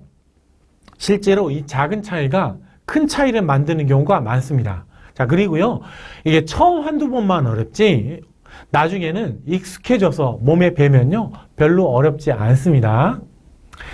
자, 이상으로 6가지 살펴봤습니다. 물론 이거 아무나 따라한다고 되는 거 아닙니다. 내면에서 어느 정도 어른 같아야 돼요. 신뢰도 가고 이런 분들이 해야, 이거 따라해야 진짜 어른처럼 느껴집니다. 진짜 내면이 미성숙한 분들이 이런 방법만 따라한다고 권위나 신뢰가 가는 게 아닙니다. 자, 하지만 내면이 충분히 갖춰져 있는데도 불구하고 이 방법을 몰라서 안 쓰시는 분들 너무 많은 것 같아요. 이런 거 몰라서 손해보실 필요는 없잖아요. 다시 정리해 볼게요. 첫째, 간결하고 요약적으로 말하면서 결론을 명확하게 내시고 말끝, 어미 처리도 명확하게 끝내세요. 둘째, 본인의 리듬을 만들면서 상대방에게 신호를 주면서 상대방이 구체적인 행동을 이끌어내는 식으로 말하세요. 셋째, 수동적인 표현보다는 주도적인 표현으로 말하세요. 그 다음 변명보다는 대안을 가지고 말하세요. 넷째, 권위가 필요한 상황이면요, 낡고 굵은 톤으로 또 선명한 발음으로, 필요하다면 좀 위에서 아래를 내려다보면서 말하세요. 자, 다섯 번째, 누가 그러더라, 뭐 같더라, 내 기억으로 이런 거, 이렇게 타인의 권위에 위전하는 표현들은 삼가시는 게 좋습니다. 마지막 여섯 번째, 전략을 가지고 충분히 파악하고 이해하고 나서 말하십시오. 자, 이제 원리는 감을 잡으셨죠? 제가 구체적인 적용사항 알려드릴게요. 자, 첫째, 여러분 주변에 만일 정말 어른스럽게 말하는 그런 면에서 모범이 되는 분들이 있다. 그분을 유심히 관찰해 보세요. 계속 관찰하다 보면요, 어느 순간에 따라합니다. 따라하는 게 가장 좋은 학습법이에요. 자, 두 번째, 앞으로 TV에 여러 프로그램이나 드라마, 영화 이런 거 보실 때 그 캐릭터 중에서 어른스럽게 말하는 분이 나오면요, 그런 분을 잘 관찰해 보세요. 보시면서 정말 어른스럽다는 대사가 나오면요, 즉석에서 그 대사 따라해 보세요. 많은 도움 되실 겁니다. 사실 제가 이거 써봤거든요. 제가 사실 좀 어른스럽게 말하진 못했어요. 젊었을 때는. 자, 그래서 이 부분에 대해서 멘토의 피드백을 받고 시도한 방법 중에 하나가 이거였습니다. 꽤 도움 되더라고요. 다른 분들한테 추천했는데 꽤 도움 받았다고들 하십니다. 자, 세 번째, 특히 어른스럽게 말하는 게 굉장히 필요할 때가 있거든요. 자, 그럴 때는 그 전에 집중적으로 연습해 보세요. 자주 말씀드리지만요, 뛰어난 분들은 둘 중 하나예요. 이미 경험이 많아서 연습이 필요 없거나 아니면 평소에 연습을 많이 하시거나. 자, 네 번째, 자기가 말하는 거에 대해 한번 피드백 좀 받아보세요. 주변에 이런 쪽에 감각도 있고 또 여러분들한테 좀 적나라한 피드백을 줄 수 있는 분들 떠오른다면요, 그분이 여러분의 귀인일 수 있습니다. 자, 그분에게 피드백을 받아보시길 권해드립니다. 자, 여러분, 제가 지금 어떤 노래의 앞부분을 박자만 두드려서 들려드릴 테니까요, 무슨 노래인지 맞춰보세요. 자, 무슨 노래인지 알아들으시겠어요? 생일 축하합니다 였습니다. 다시 제가 쳐볼게요. 자, 이번엔 확실히 알아들으시겠죠? 자, 나중에 시간 되시면요, 한번 다른 분들한테도 한번 실험해 보세요. 흔히 아는 노래를 가지고요. 자, 그럴 때 여러분들은 이상한 느낌을 받을 수가 있습니다. 왜냐면요, 들려주는 사람의 입장에서는 이게 쉬워 보이거든요. 아니, 이걸 못 맞죠? 생일 축하합니다. 이걸 듣는 사람은요, 되게 어렵습니다. 여러분도 어려우셨잖아. 그죠? 이게 노래만 이런 게 아닙니다. 개구리 올챙이적 생각 못 한다고요? 뭔가를 이미 아는 사람은요, 모르는 사람의 마음을 잘 모르기 쉽습니다. 이미 다 아는 입장에서는요, 자기 설명이 너무나 쉽게 느껴지거든. 그러니까 그 쉬운 설명을 왜 못 알아듣지 하면서 상대방이 이상하게 느껴집니다. 왜냐하면요, 대다수의 사람은요, 상대방도 나와 비슷할 거라고 생각하면서 소통하거든요. 내가 쉽게 이해되면 다른 사람도 쉽게 이해할 거라고 생각합니다. 하지만요, 그렇지 않습니다. 여러분들 혹시 전문직, 예를 들어 의사, 판사, 변호사, 뭐 전문 엔지니어 이런 분들과 대화해 본 경험이 있는 분들, 느껴지는 비슷한 거 있잖아요. 뭐냐면요, 이분들 되게 말을 어렵게 합니다. 그러면서 내가 자기가 하는 말이 어렵다고 절대 생각하지 않아요. 자, 이 현상을 가리켜서 지식의 저주라고 합니다. 전문가는요, 비전문가의 마음을 이해하기 힘듭니다. 그래서 보면 지식에서 너무 차이가 많이 나는 사람 사이에서는요, 소통이 어려워요. 자, 왜냐면요, 전문가들이 하는 얘기는요, 평범한 사람들이 듣기에는 방금 전 이거 비슷해, 박자로만 무의미한 신호들처럼 들리거든요. 그래서 어렵고 복잡하고 지겹고 쓸데없고 너무 길어. 이렇게 느껴집니다. 자, 판매하시는 분들 중에 엔지니어 출신 이런 분들이 있거든요. 이 굉장히 설명 어렵게, 그리고 상대방이 너무 어려운데요. 그러면 이해를 잘 못합니다. 아니, 이게 왜 어렵지? 이렇게 쉽고 쏙쏙 이해가 가게 설명해 주는데? 이런 생각합니다. 가끔요, 뭔가 프레젠테이션 발표할 때 보면요, 너무 오랫동안 준비하신 분들은 발표할 때 보면요, 너무 어렵고 장황하게 설명하시는 경우가 굉장히 많습니다. 왜 그럴까요? 자기는 너무 오랫동안 봐왔으니까요, 너무 쉬운 거야. 쉽다 보니까 다른 사람들도 다 쉽게 이해할 거라고 생각하고, 또 자기는 이게 오랫동안 봐왔으니까 지루하거든, 식상하거든. 그러니까 다른 사람도 식상해야 할 거라고 생각합니다. 그러다 보니까 여기 이런 거 붙이고 저런 거 붙이고 막 이러다 보니까 막 배가 산으로 가고 막 이러는 겁니다. 이해가 가셨죠? 뭐든지 간에 많이 아는 분들이 이런 함정의 저주에 빠지기 쉽습니다.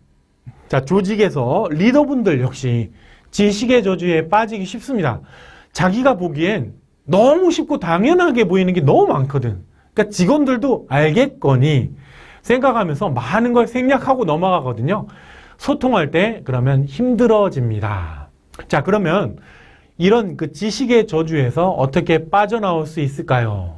자, 일단은 구조적으로 해결할 수 있는 방법도 있습니다. 예를 들어 볼게요.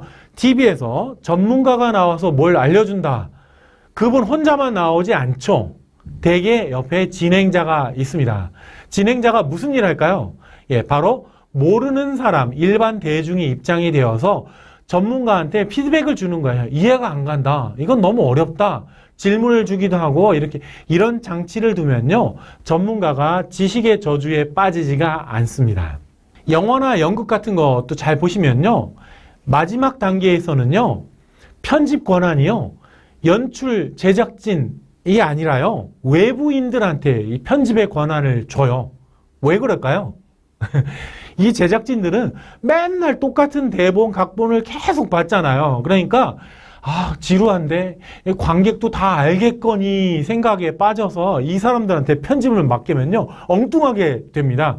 오래 보다 보니까 식상하잖아요. 그러니까 관객들도 식상해 할 것 같아 라고 생각되면서 막 중요한 대사, 장면 다 빠뜨리고 자르고 막 이럽니다. 그러니까 막 뒤죽박죽 되죠. 예. 특히 앞뒤 맥락에서 중요한 연결고리 같은 거 있거든요. 이거 빠뜨려요. 이렇게 되면 영화나 연극이나 이런 거 본 관객들이 어머, 저게 뭐지? 하면서 이해를 못하게 됩니다. 이해 가시죠? 자, 그래서 지식의 저주에 빠져 있는 사람은요, 본인이 뭐 하면 안 돼요. 외부에서 자꾸 뭔가 간섭하고 개입해야 됩니다. 이런 식으로 구조적으로 바꾸는 게 지식의 저주를 해결하는 좋은 방법입니다. 자, 그런데요, 어떤 경우는 구조적으로 해결할 수 없는 경우도 많잖아요. 그래서 자, 혼자서도 해결할 수 있는 방법 몇 가지 알려드릴게요. 자, 첫 번째, 모르는 사람을 상대로 자주 설명해보는 연습을 하시는 겁니다. 특히 가까운 사람 상대로 연습해 보시면요, 적나라한 피드백 받을 수 있습니다. 저도 사실 이런 거 많이 해보거든요. 딸들 앞에서 이런저런 설명해 봅니다. 자, 그러면 딸들이 아주 적나라하게 피드백 해줘요. 아빠 이런 거 같아, 저런 거 같아. 도움 많이 되더라고요. 자, 두 번째, 설명을 하면서요, 자주 상대방의 이해도 한번 체크해 보세요. 별로 어렵지 않습니다. 제가 귀에 쏙 들리게 설명하고 있는 건 맞나요? 제가 좀 쉽게 설명하는 거 노력하고 있는데 제가 지금 설명 이해되시나요? 리더분들은 직원들 체크해 보세요. 이거 이해 가세요? 이렇게 하는 거죠. 이게 뭔가 설명하거나 발표하는 경험이 계속 쌓이고 많아지면요, 나중에 어느 단계가 지나면요, 이렇게 중간에 물어보지 않아도 돼요. 되게 표정만 보고 알게 됩니다. 조금만 훈련이 되면 상대방이 이해하고 듣는 건지 아닌지 다 파악할 수 있습니다. 자, 세 번째. 스스로를 초보 관찰자라 생각하시고 자신을 관찰해 보세요. 만약에 이게 되신다면요, 지식의 저주 중 많은 부분은 해결됩니다. 사실은 뭔가를 쉽게 소통한다, 설명한다, 이거 대단히 어려운 거예요. 아인슈타인이 이런 말 했거든요. 당신이 그것을 6살짜리한테 설명할 수 없다면 당신은 그걸 제대로 이해하지 못한 것이다. 자, 화면 보시면 뭔가 그래프가 나오죠? 자, 가로축은 해당 분야에 대한 지식이나 경험이 생김에 따라, 축적됨에 따라 세로축의 그 자신감 수준이 어떻게 되는지를 본 그래프입니다. 잠깐 보시면 좀 의아한 지점 있지 않아요? 예, 처음에 지식 수준이 낮을 때 오히려 자신감이 급격하게 올라가죠? 자, 그러다가 어느 수준이 넘어서면 갑자기 훅 떨어지죠. 그러다가 다시 또 지식과 경험이 생기면 자신감이 다시 올라가긴 하지만 그렇다고 처음에 그 강한 자신감 수준 거기까지는 못 가죠. 자, 이게 우리 속담에도요, 이 초기에 지식과 경험이 부족한데도 불구하고 자신감만 급격하게 올라가고 있는 이 상태를 나타내는 말들이 있습니다. 뭐가 기억나세요? 예, 맞습니다. 책 한 권 읽은 놈이 제일 무섭다. 선무당이 사람 잡는다. 뭐 이런 속담들이죠. 자, 이 곡선을 더닝크루거 곡선이라고 합니다. 여러분도 그런 경험 있지 않으세요? 처음에 뭔가 배워서 뭔가 조금 알았을 때 그때가 가장 확신 높고 자신감 높지 않아요? 주변에서 누군가가 막 와서 야, 이게 좋아, 저게 좋아 막 알려줄 때 그때가 되게 언제인가요? 대개는 뭔가를 알아간 초기에 이럴 때가 굉장히 많습니다. 이 지점이 가장 확신 높을 때예요. 영업도 보면요, 신입사원들이 의외로 성과가 좋은 경우가 많아요. 그 이유 중에 하나가 뭐냐, 신입사원 때 자기 상품에 대해서 진짜 자신감이 높거든. 네, 이런 경우 많습니다. 자, 그래서요, 뭔가를 설명할 때 또는 소통할 때는 대개 이런 단계들을 거칩니다. 화면 보시죠. 아래부터 보시면요, 이해를 못했을 때에는요, 설명 자체가 어렵습니다. 자, 그래서 조금 제대로 알아가기 시작한 초기에는요, 강한 에너지와 확신이 생깁니다. 하지만 이때는 지식이 없는 좀 낮은 수준의 분들에게만 만족 줄 수 있지, 높은 분들은 만족하지 않아요. 자, 조금 더 지나면요, 이해도는 높아지지만 설명이 어려워져. 그리고 에너지, 자신감 떨어지는 때가 옵니다. 그러다가 마지막에 가면요, 에너지 확신도 어느 정도 다시 올라가고요. 그때는 설명도 좀 요령이 생겨. 소통도 잘해. 지식이 있건 없건 다 만족시킬 수 있는 수준이 됩니다. 자, 여러분들 모두가 다 자기 분야에 대해서 이 네 번째 수준까지 개발되시길 바랍니다. 자, 그렇게 개발되실 때 가장 중요한 게 뭐냐면요, 지식의 저주를 이해하는 겁니다. 자, 기억하세요. 모르는 사람과 소통을 잘하는 사람은요, 모르는 사람의 마음을 이해하는 사람입니다. 자, 뭔가를 설명할 때 어떤 분은 귀에 쏙쏙 들리게 말하는데요, 어떤 분은 정말 장황하고 뭔지도 잘 모르겠고 이런 경우 많죠? 자, 도대체 이 둘은 무슨 차이가 있는 걸까요? 제가 한번 사례를 들어볼게요. 첫 번째 사례입니다. 상사와 직원 간의 대화라고 생각해 보시면 되겠습니다. 자, 그 건은 어떻게 진행되고 있나요? 아, 네. 어제 의뢰인과 회의를 했는데요, 지난주에 견적을 뽑은 A건에 대해서는요, 담당자를 만나본 느낌으로는 윗선의 반응도 나쁘지 않은 것 같고 가격도 괜찮다는 반응이지만 일부 계획을 변경하길 원한다고 해서요, 그건 설계 쪽에서 대처할 수 있지만 그렇게 하면 납기도 연기되고, 그래서 어떻게 됐어요? 아, 실시하는 건 맞지만 일부 계획은 변경해야 합니다. 요 대화가 하나 있고요. 자, 두 번째 대화입니다. 똑같은 상황이에요. 그 건은 어떻게 진행되고 있나요? 아, 그 건은 실시를 하긴 하되 일부 계획은 변경해야 할 것 같습니다. 왜요? 의뢰인 쪽 윗선의 반응도 나쁘지 않은 것 같고요, 가격도 괜찮다고 하지만 그쪽에서 일부 계획을 변경하길 원한다고 했습니다. 우리 쪽에서 계획을 수정하면 납기 연기는 막을 수 있을 것 같습니다. 그러죠. 자, 여러분들 어느 쪽이 더 귀에 쏙쏙 잘 들리시나요? 아마 대부분은 후자가 귀에 잘 들리실 겁니다. 사실 이 위 두 사례에서 한 말은 거의 비슷해요. 비슷한데도 불구하고 첫 번째는 굉장히 장황하게 들리죠. 왜냐? 구조가 달라졌기 때문입니다. 첫 번째 사례에서는요, 결론이 마지막에 나왔죠. 자, 근데 두 번째 사례에서는요, 처음부터 결론이 나왔죠. 여러분도 다 느끼신 것처럼요, 대부분의 사람은요, 특히 성질이 급한 사람들은요, 결론이 먼저 나오는 걸 더 선호합니다. 성질 급한 분들이 가장 자주 하는 말이 뭐예요? 그래서 뭐, 결론이 뭔데? 핵심이 뭔데? 이런 거죠. 또 많은 사람들을 앞에 두고 이야기할 때도 마찬가지예요. 사람들의 관심을 한 번에 잘 집중시키고 싶다면요, 결론부터 먼저 말씀하는 게 훨씬 더 유리합니다. 만일 여러분이 뭔가를 설명할 때 귀에 쏙쏙 잘 들리게 하고 싶다면요, 프랩이라는 구조를 기억하시면 도움이 됩니다. 자, 프랩이 약자인데요, P는요, 포인트, 핵심 요점입니다. 상대방이 가장 궁금해할 만한 포인트, 지점, 결론, 이거 먼저 얘기하는 거예요. 포인트. R은요, reason, 이유입니다. 그 다음에 E는요, example, 사례 또는 evidence, 증거예요. 자, 마지막은 다시 P죠. 이래서 프랩, PREP가 되는 거죠. 반복으로 끝내시면 됩니다. 자, 이런 구조로 설명하는 게 대부분 사람들은 가장 귀에 쏙쏙 잘 들립니다. 예를 들어 볼게요. 저는 이 상품을 권해드리고 싶습니다. 이유는 귀사의 고객들에게 가장 잘 맞는다고 생각되기 때문입니다. 첫째, 소형이라 공간을 많이 차지 않아 남는 공간을 다른 용도로 쓸 수 있습니다. 둘째, 기능이 다양해서 다양한 기능을 원했던 분들의 불평이 줄어듭니다. A사에서 도입한 후에 매우 반응이 좋아서 더 주문한 상태이고 B사도 도입 단계에 있습니다.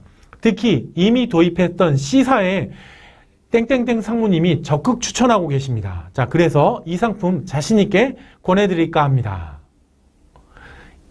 귀에 좀 그래도 잘 들리시죠? 자, 정리해 볼게요. 프랩입니다. 먼저 포인트, 요점이에요. 그 다음에 reason, 이유입니다. 그 다음에 evidence 또는 example, 사례, 근거고요. 마지막으로 다시 한번 포인트, 요점을 반복 강조합니다. 자, 이런 식으로 소통하시는 게 가장 귀에 쏙쏙 잘 들릴 수 있습니다. 자, 똑같은 분량으로 이야기를 하는데 어떤 사람 얘기는 귀에 쏙쏙 잘 들리는데 어떤 사람은 잘 안 들리는 경우 많죠. 예를 들어 어떤 사람이 발표를 하는데 장황하고 언제 끝날지도 모르겠다 그러면 참가자들의 관심을 유지하기란 쉽지 않을 거예요. 어떤 리더분이 미팅에서 이야기를 하는데 얘기를 했다 하면 장황하고 막 격가지로 빠졌다가 하면서 뭐가 핵심인지도 잘 모르겠고 언제 끝날지도 모르겠고 이런 분들 대단히 많죠. 자, 이런 리더라면 구성원들의 신뢰를 얻기란 정말 힘들 겁니다. 자, 이렇게 설명이 장황해지는 건 왜 그럴까요? 여러 가지 이유가 있겠습니다만 말의 내용이 아니라 구조와 순서에도 이유가 있습니다. 말을 장황하게 하시는 분들 이것저것 엿듣다 보면요, 이 머리 구조가, 뇌 구조가 비슷하신 것 같아요. 뭐냐면요, 내가 좀 더 많은 사례, 좀 더 충실한 컨텐츠, 내용 가지고 있으면요, 상대방이 잘 들어줄 거라고 생각하시는 것 같아요. 자, 저는 이런 분들께 내용을 고민할 시간에 한 10분의 1만 띄어서 구조를 갖추는 데 쓰시면 훨씬 더 나아질 거라고 장담합니다. 되게 말 잘하시는 분들은요, 구조를 갖춰서 이야기하시는 경우가 많습니다. 예를 들어 볼게요. 제가 이 시간에 말씀드릴 건 세 가지입니다. 첫째, 이쩌고 저쩌고 저쩌고 저쩌고. 둘째, 어쩌고 저쩌고 저쩌고. 셋째, 어쩌고 저쩌고 저쩌고. 어떠신가요? 자, 별거 아닌데도 구조 없이, 드소 없이 말하는 것보다는 훨씬 더 잘 들릴 것 같지 않아요? 왠지? 그렇죠? 자, 이렇게 포인트들 잡으실 때는요, 세 가지가 웬만하면 좀 나을 수 있어요. 2개 이하는 왠지 없어 보이거든. 4개 이상은 좀 장황하게 느껴질 수 있거든요. 자, 계속해서 여러 가지 사례 들어볼게요. 들으시면서, 저런 구조를 갖춰서 얘기하면 저런 느낌이 드는구나 한 거 느껴보세요. 여러분, 듣는다는 생각하시고. 자, 저는 오늘 3P를 가지고 말씀드리겠습니다. 먼저, purpose에서는 이 프로젝트의 목적, 이 프로젝트를 왜 해야 되는지 설명드리겠고요. 두 번째, process. 에서는 이 프로젝트가 어떤 과정을 거치게 될지 미리 보기로 보여드리겠습니다. 마지막 페이오프에서는 이 프로젝트가 우리들 각자에게 어떤 이익을, 어떤 결과를 가져다 줄지를 설명드리겠습니다.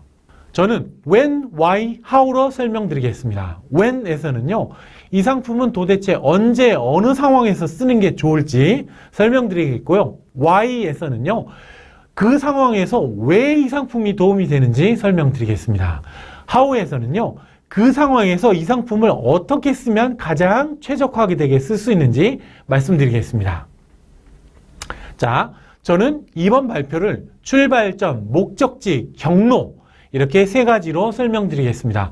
첫 번째, 출발점에서는 현재 우리 조직이 어떤 상황이 있는지에 대한 분석을 설명드리겠고요. 두 번째, 목적지에서는 우리 조직이 지향할 지점이 도대체 어떤 모습인지 설명드리겠고요. 마지막으로 경로에서는 도대체 어떻게 하면 이 목적지에 도달할 수 있는지 방법을 설명드리겠습니다. 자, 지난번 고객님과 상담하면서 고객님께서 주셨던 숙제를 제가 그동안 어떻게 풀었는지 설명해 드리겠습니다. 첫 번째, 현재 상황을 한번 분석해 드릴 것이고요. 자, 두 번째, 전문가들의 조언을 종합해서 정리해 드릴 것이고, 자, 세 번째로 제 구체적인 제안을 정리해 드릴 겁니다. 자, 이런 구조 갖추기 어렵지 않습니다. 생각해 보세요. 구조. 예를 들면 구조 이런 거죠. 회사 입장에서 보면 어쩌고 저쩌고, 고객 입장에서 보면 어쩌고 저쩌고, 직원 입장에서 보면 어쩌고 저쩌고. 이것도 구조죠. 그죠? 자, 고객 입장에서 보면 어쩌고 저쩌고, 자, 배우자님 입장에서 보면 어쩌고 저쩌고, 자녀들 입장에서 보면 어쩌고 저쩌고. 이래도 구조죠. 그죠? 과거에는 블라블라, 현재에는 블라블라, 미래에는 또는 앞으로는 블라블라. 이렇게 구조 갖춰서 얘기하면요, 여러분들 집중력이 좋아집니다. 근데 이렇게 복잡하게 생각 안 하셔도 돼요. 너무 어렵게 생각하지 마시고 그냥 첫째, 둘째, 셋째 이렇게만 하셔도요, 훨씬 더 나아집니다. 자, 듣는 사람들 중에는요, 첫째, 둘째, 셋째 이렇게 구조가 들어가면요, 그거에 맞춰서 집중하는 분들도 많습니다. 그리고요, 미팅할 때, 또 논의할 때, 왔다 갔다 소통할 때 구조를 갖춰서 얘기하면요, 중간에 다른 사람들이 끼어들어가기 쉽지 않아요. 저는 세 가지 말씀드리겠습니다. 첫째, 얘기하고 있는데 아니 근데 하면서 끼어들이기 어려워요. 세 가지 다 듣고 나서 진행할 수 있습니다. 그러니까 내 말을 사람들로 하여금 내 말에 좀 더 집중하게 만들 수 있다는 뜻이죠. 자, 구조 말고도요, 설명할 때 중간중간에 접속사를 잘 쓰시면요, 듣는 사람들이 훨씬 더 편하게 들려. 왜냐? 접속사는요, 약간의 신호예요. 앞으로의 설명을 예측하고 집중을 유지하는 데 도움이 됩니다. 접속사가 뭐예요?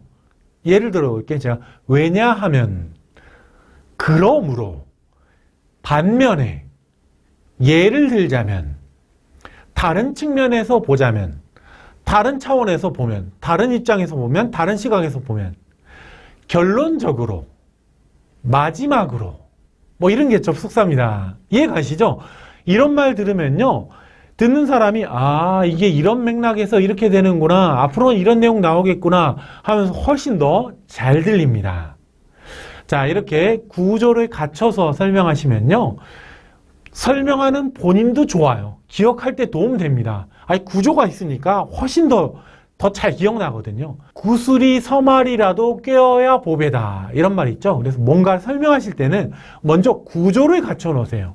그 다음에 그 구조 안에 컨텐츠 또는 디테일을 넣어 보세요. 자, 그러면 설명하는 본인도 훨씬 더 쉽고요, 듣는 사람도 훨씬 더 쉽게 편하게 잘 들릴 겁니다. 미국 소비자 보고서 중에서 한 문구가 있는데요, 제가 그대로 읽어 드릴게요. 탁월한 세일즈맨의 일관된 특성은 탁월한 지식도 아니고 말기술도 아니고 경청이었다. 놀라운 건 고객은 잘 경청했다는 사실 하나만으로도 그 세일즈맨을 아주 높이 평가했다는 점이다. 이게 영업만 이렇게 했습니까? 그렇지 않겠죠. 자, 리더분들 대상으로 세미나에서 제가 이런 질문 드려요. 가장 기억이 나는 좋은 리더는 어떤 사람들이었습니까? 라고 물어보면요, 거의 항상 가장 많이 나오는 게 뭘까요? 경청이에요. 맞습니다. 심지어 연애를 잘하는 사람들의 특징을 조사한 거 이런 것들만 봐도요. 대부분 경청이 그 외모 이상으로 중요하게 작용합니다. 경청을 잘하면요. 상대방으로부터 신뢰를 얻을 수가 있습니다. 이 사람을 상대로 하는 일을 하신다면요. 경청 잘하는 건 정말 필수적입니다. 경청을 잘하는 리더를 대하면요. 열심히 일하려는 직원은요. 정말 고마워합니다. 그다음 대충 일하려는 직원은요. 부담돼요. 경청 잘하는 세일즈맨을 대하면요. 진지하게 구매를 하려는 고객은요. 고마워하고요. 구매를 하기 싫은 고객은 부담됩니다. 반대도 성립합니다. 경청 잘 안 하는 그 리더를 대하면요. 열심히 일하려는 직원은요. 짜증나거나 하여튼 동기부여가 저하됩니다. 자, 대충 일하는 직원은요. 경청 안 하는 리더를 만나면요. 편안합니다. 경청 안 하는 세일즈맨을 대하면요. 진지하게 구매를 하려는 고객은요. 짜증이 나거나 화가 나기도 하고요. 자, 구매를 하기 싫은 고객은 편안합니다. 자, 근데요. 막상 경청은요. 쉬운 것 같으면서도요. 실제로 쉽지 않습니다. 경청이 안 되는데 본인도 내가 경청을 잘 못하는구나 이걸 인식하는 분도 계시고요. 경청이 안 되는데 본인이 잘 모르는 경우도 많습니다. 사실 이런 분이 더 위험하죠. 왜냐하면 상대방은요. 저분이 잘 안 듣는구나 알아차리는데요. 본인은 잘 모르거든요. 저는 이런 거 많이 해요. 세미나에서 둘씩 짝을 지어서 한번 이야기를 해보라고 그래요. 자, 그 다음에 상대방이 하는 얘기를 잘 들으세요. 이렇게 활동을 합니다. 자, 끝난 다음에는요. 잘 들으셨습니까? 라고 물어요. 그럼 대다수가 정말 잘 들었어요. 이렇게 얘기합니다. 그러면 어떻게 하냐? 제가 이제껏 들은 이야기를 그대로 상대방한테 한번 다시 해줘라. 네가 이해한 말로. 그리고 만약에 상대방이 한 말의 표정, 제스처까지 기억난다면 그것까지 똑같이 따라서 한번 해봐라. 이럽니다. 자, 그러면요. 경청 잘했어요 라고 하신 분들이요. 막상 이렇게 하라고 그러면 한마디도 못하는 경우도 대단히 많습니다. 왜 그럴까요? 듣는 척만 했던 거죠. 이렇게 경청하려고 하면요. 어떤 분들은 경청할 때 쓰는 그 리액션, 이렇게 고개를 끄덕여야 되고 뭐 이렇게 이게 신경을 너무 많이 거기에 쓰다 보니까 정작 잘 못 들으시는 경우가 꽤 있더라고요. 자, 물론 이런 리액션 필요한 경우 있습니다. 한 번만 만나고 말 관계면요. 좋은 인상만 주고 리액션만 하고 이렇게 끝나도 되겠죠. 하지만 길게 가져갈 그런 인간관계라면요. 경청의 그 리액션 이것만 아니라요. 진짜 상대방을 잘 듣는 게 훨씬 더 좋을 수 있습니다. 저분은 잘 듣는 것 같은데 실제로는 잘 안 들어. 이런 것보다는요. 저분은 잘 안 듣는 줄 알았는데 다 듣고 있었어. 이게 훨씬 더 낫지 않을까요? 내가 경청을 하고 있는지 아닌지를 스스로 점검할 수 있는 셀프 체크 포인트 몇 가지만 알려드릴게요. 자, 첫 번째, 상대방의 말을 끊는지 한번 체크해 보세요, 본인이. 자, 두 번째, 상대방이 말할 때 상대방의 눈이나 얼굴을 보십니까? 이것도 한번 체크해 보시고요. 자, 세 번째, 상대방이 말한 게 잘 기억이 나시나요? 예, 이것도 한번 체크해 보세요. 여기까지가 셀프 체크 포인트였고요. 가끔씩은요, 상대방이나 주변 사람들한테 내가 경청을 잘하냐, 잘 듣냐 물어보고 체크해 달라고 하는 것도 굉장히 좋은 방법입니다. 경청 잘하려면요, 먼저는 내 경청을 방해하는 게 뭔지를 좀 잘 이해해야 됩니다. 이건 뭐 사람마다 다 다르기 때문에 이거는요, 내가 도대체 무엇 때문에 경청이 안 되는지 잘 관찰하시고 이해하시는 게 좋습니다. 일반적인 거 말씀드릴게요. 자, 첫 번째, 경청을 방해하는 가장 큰 거, 일반적인 첫 번째는요, 다른 거 생각하느라 정신이 팔려있기 때문입니다. 마음이 콩밭에 가 있어서 그래요. 어떤 분은 최근에 일어난 중요한 일 때문에 걱정이 되어서 거기 마음이 뺏겼을 수 있어요. 이 다음에 있는 중요한 일정 때문에 거기 신경이 쓰여서 마음이 뺏길 수 있고요. 자, 이건 뭐 특정한 상황이나 사정 때문에 그럴 수도 있겠다 생각하지만요. 어떤 분은 또 습관적으로 이러기도 합니다. 예를 들어 이런 거 습관되신 분들이 있습니다. 상대방이 무슨 말을 하면 그 다음에 내가 어떻게 되받아칠까, 대응할까 이런 거 생각하느라 상대방이 지금 하고 있는 말을 잘 듣지 않는 분이 이게 습관이 되신 분들도 있거든요. 자, 그 다음에 그냥 상대가 무슨 말을 하건 간에 속으로는 딴 생각하는 게 이게 또 습관이 되신 분들 있어요. 상대방이 이거 모르겠어요? 잠깐이면 모르겠는데요. 길게 가면 다 압니다. 이해가시죠? 자, 이런 상황을 악화시키는 게 있어요. 뭐냐? 소음, 스마트폰, 노트북이나 뭐 이런 거에 울리는 거, 알람 이런 거 있죠? 이런 게 그러니까 가뜩이나 집중해서 경청하기도 힘든데 이런 것까지 막 삑삑거리 이러면 더 경청이 안 되겠죠? 자, 물론 저는요, 모든 사람을 상대로 100% 집중해서 경청하라? 이런 얘기 아니에요. 그거는 현실적으로 불가능합니다. 단지 중요한 상대와의 만남에서는 진짜 100% 집중해서 경청하시기 바랍니다.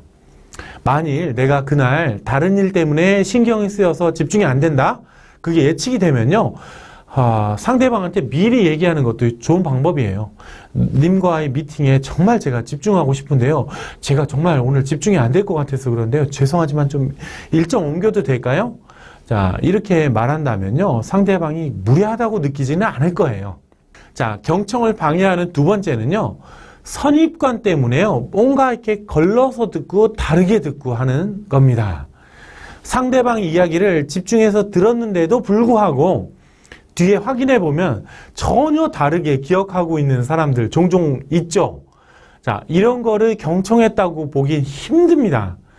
이게 뭐냐? 선입관이 있어서 그래요. 지레짐작으로 이건 이럴 거야 라고 생각하면요. 상대방 말이요. 앞부분만 듣고요. 뒷부분은 다 선택적으로 걸러져서 들립니다. 이게 필터링 되는 거죠. 사람들은 모두 확증 편향이 있어요. 그래서 자기가 관심 있는 쪽의 정보가 더 잘 들리고요. 잘 보입니다. 그리고 웬만하면 그쪽으로 들려요. 그렇게 얘기한 것처럼 들립니다. 이게 자기 신념을 또 강화시키거든요. 그 강화된 신념 때문에 자기가 관심 없는 정보는 더 안 들려요. 자, 만일 나를 봤을 때 내가 이런 확증 편향, 선입관 이런 거 많은 것 같다고 생각이 되시는 분들은요. 이런 거 추천드릴게요. 자, 현실적으로 선입관 완전히 없애는 게 가능하겠어요? 불가능합니다. 모든 사람과 모든 만남에서 선입관 없이 만나는 거 불가능해요. 비현실적입니다. 그러니까 내가 특별히 선입관을 가지고 대할 것 같아. 이렇게 예상이 되는 상황 또는 미팅, 상대를 만날 때에는요. 이런 생각을 해보세요. 특히 미팅 전에 생각해보세요. 먼저 내가 가진 선입관이 뭔지 한번 생각해보세요. 이 상황이 이런 걸 거야. 이 사람은 아마 이런 사람일 거야. 이 사람은 이렇게 생각할 거야. 나 이 사람에 대해 잘 알아. 이런 거 있죠? 그런 생각을 하나하나 떠올려 보시면서요. 내가 생각하고 있는 이게 틀릴 수도 있다. 이 생각을 해보시는 게 좋아요. 이 생각을 한 번이라도 하시고 미팅하시면요. 조금 달라집니다. 이런 생각 해보세요. 또 내가 아는 건 아주 조금이고 굉장히 제한적이다. 내가 잘 몰랐던 게 많을 수 있다. 정작 상대방 얘기 듣다 보면 내가 처음에 생각했던 것과 전혀 다를 수도 있다. 이런 생각 해보세요. 굉장히 효과적입니다. 저 써보고 드리는 말씀이에요. 막연하게 내가 선입관 없애야지 이렇게 한다고 없어지겠어요? 없어지지 않습니다. 구체적으로 내가 가진 선입관은 뭘까? 혹시 내가 모르는 게 있지 않을까? 이런 거를 구체적으로 생각해 보는 게 훨씬 더 현실적일 수 있어요. 자, 이런 생각들 해보시고요. 만남을 가지신다면 최소한 조금은 선입관에서 벗어나실 수 있을 겁니다. 자, 경청을 방해하는 세 번째. 상대방을 교정해주고 싶은 충동이에요. 어떤 분들은 이런 분들 많아요. 상대가 말을 하면요. 중간에 끊는 분도 계시지만 이런 분도 계셔요. 끊지는 않지만 속으로는 끊고 싶은 충동을 많이 느낍니다. 자, 이런 분들께 왜 그런 생각이 드시냐 물어보면요. 되게 이런 얘기 많이 하세요. 상대방이 뭔가 잘못 알고 있는 것 같아서 그걸 바로 잡아주고 싶다. 말이 그렇지요. 사실 교정해주고 싶은 거죠. 어떤 분은 이게 이렇게 얘기하시더라고요. 마치 뱃속에 오리나 거위가 한 마리 들어있는 것 같다. 아니, 상대방이 말을 시작하면요. 뱃속에서 오리가 꽥꽥거리는 거예요. 계속 시작하다가 상대방이 틀린 말을 하면요. 막 난리를 치는데 꽥꽥꽥꽥 난리도 아니랍니다. 자, 저는 이럴 때 그분과 간단한 롤플레이 한번 해봅니다. 뭐냐? 그분이 뭔가를 말하게 해요. 말하세요. 말씀하세요. 제가 들을게요. 하면서 제가 중간에 끊어요. 아, 근데요. 하면서 이걸 이렇게 저렇게 끊습니다. 한 3번만 딱 끊잖아요. 끊고 나서 그분들한테 어떠셨어요? 물으면 하나같이, 생각보다 기분 나쁘네요. 이렇게 얘기하십니다. 이건요, 자기가 겪어봐야 알아요. 입장 바꿔보세요. 내가 무슨 얘기하는데 상대방의 표정이 살짝 바뀝니다. 그거 아닌데? 이런 표정 되죠? 이건 약과예요. 그거 아닌데 이건 약과고요. 심지어 상대방을 찌질하게 경멸하는 이런 표정까지 보일 수 있어요. 이게 상대방 안 보이겠어요? 보여요, 여러분들. 자, 그러고 나서 내 말 탁 끊고, 근데요, 그거 아니고요 하면서 상대방이 다다다다 뭐 설명한다. 상대방이 어떤 생각이 들까요? 무시당했다는 생각이 들지 않을까요? 다음부터 네 얘기 한번 해봐. 네 얘기할 때 틀린 거 하나만 나와봐. 뭐 이런 생각 들지 않을까요? 자, 이런 거 아셨다면요. 상대방의 말을 끊거나 교정하려는 그 충동은 가능한 한 억누르시는 게 좋습니다. 자, 그렇다고 이 충동이 없어지겠어요? 오리가 죽겠어요? 죽지 않습니다. 자, 그럴 때는 이런 게 효과적이에요. 상대방이 말하는 것 중에 지적하고 싶은 지점이 나오면요. 메모해 두세요. 메모하시면 좋아요, 메모. 오리가 왜 꾀꾀거리겠어요? 놓치지 말고 지금 당장 교정해라 하면서 꽥꽥꽥꽥 이러는 거거든요. 그때 그 타이밍에 메모하세요. 메모만 해도요. 오리를 한 반쯤은 달랠 수 있습니다. 여기까지가 제가 생각한 경청을 잘하는 실제적인 방법입니다. 경청에 대해 가르치는 과정들 보면요. 지나치게 리액션 위주로 가르치는 과정들도 있는 것 같아요. 사실 이게 도움이 되기도 해요. 리액션이 필요 없다는 게 아닙니다. 사람들 중에는요. 리액션 잘하면서 진짜 잘 들어주면 진짜 너무 좋아하는 분들 많습니다. 그런 분들한테는 이게 필요하겠죠. 하지만 진짜 잘 경청하는 게 먼저예요. 제 생각에. 리액션은 자동으로 나옵니다. 그리고요, 한 번만 만날 관계가 아니라 계속 만날 관계라면요, 리액션보다는 진짜 진심으로 잘 듣는 게 훨씬 더 중요합니다. 사람 바보 아니에요. 다 알아봅니다. 자, 여러분은 침묵에 대해서 어떻게 생각하시나요? 세미나에서 이 질문 던지면요, 되게 긍정적으로 생각한다는 답변이 조금 더 많이 나옵니다. 왜 그럴까? 보면 머릿속에 생각 들거든. 침묵은 금이다. 뭐 침묵을 좋게 말하는 어떤 격언들 많이 있죠. 자, 그러면 제가 그 다음 질문 이렇게 던집니다. 실제 침묵을 잘 쓰시나요? 자, 이렇게 물어보면 대다수 분들이 진짜 침묵하세요. 잘 안 쓰시는 거죠. 자, 특히 영업하는 분들 보면요, 고객을 만나면요, 자기가 말을 많이 해야 된다고 생각하세요. 그래서 침묵은 영업의 부정적인 신호라고 생각이 드시는 것 같아요. 적막감이 흐르는 건 내 잘못이야. 고객도 내가 침묵하는 걸 싫어할 거야. 이렇게 생각하십니다. 자, 그래서 잠시라도 침묵이 흐르면요, 안절부절합니다. 그래서 그 침묵을 없애기 위해서 가능한 한 빨리 무슨 말이라도 하려고 애씁니다. 리더분들도 마찬가지예요. 직원들과 미팅할 때요, 침묵이 흐르면요, 뭔가 잘못됐다고 생각하는 분들 많습니다. 그래서 이렇게 사람들은 되게 침묵에 대해 두 가지 감정이 다 있으신 것 같아요. 좋긴 한데 실제 침묵은 부담스럽고 뭐 이런 식으로 말이죠. 자, 그런데 의외로요, 사람들은 침묵을 별로 기분 나빠하지 않습니다. 오히려 반대로 말이 많으면 싫어하는 경우가 훨씬 더 많습니다. 여러분들은 또 안 그러세요? 자, 그럼에도 불구하고 침묵에 대해 이런 양가적인 감정이 드는 이유는요, 침묵에 두 가지 종류가 있기 때문이에요. 자, 하나는요, 주도적인 침묵, 의도된 침묵이고요. 하나는 수동적인 침묵입니다. 자, 주도적인 침묵 또는 의도된 침묵은요, 내가 상대방에게 뭔가 생각할 시간을 주는 의미에서 배려하는 침묵입니다. 자, 그래서요, 주도적인 침묵은요, 언제 벌어지냐? 대개 질문을 던진 다음에 기다려주는 시간이에요. 아니면 복잡한 사안에 대해서 상대방이 이해하고 반응할 시간을 주는 의미에서의 침묵입니다. 사실요, 대화할 때는 정신이 없어서 충분히 생각할 시간이 없는 경우가 굉장히 많거든요. 자, 이럴 때 주도적이고 좀 의도적으로 침묵하시면요, 상대방이 배려받는다는 느낌이 들기도 하고요, 오히려 굉장히 좋은 인상 받기도 합니다. 자, 반대로요, 수동적인 침묵은요, 내가 말을 해야 하는 분위기를 만들어 놓고 그러다가 내가 할 말이 다 떨어졌을 때 생기는 침묵이에요. 그러니까 말하던 입장에서는 굉장히 뻘쭘하거나 안절부절할 수 있죠. 자, 이런 거 당해보신 적 있죠? 이때 보면 시간이 마치 멈춘 것처럼 느껴져요. 안절부절 이럽니다. 하지만요, 의외로 이때조차도 상대방은요, 그리 크게 불쾌하지 않게 느껴집니다. 자, 특히 주도적인 침묵은 굉장히 좋습니다. 왜 그럴까요? 침묵은요, 상대방이 반응할 수 있는 공간을 만들어주기 때문이에요. 예를 들어 침묵이 길어지면요, 상대방이 그동안 이 얘기를 해야 돼 말아야 돼, 오픈해 말아야 돼, 망설이던 내용을 오픈하기도 하고요, 뭔가 의지를 보이기도 합니다.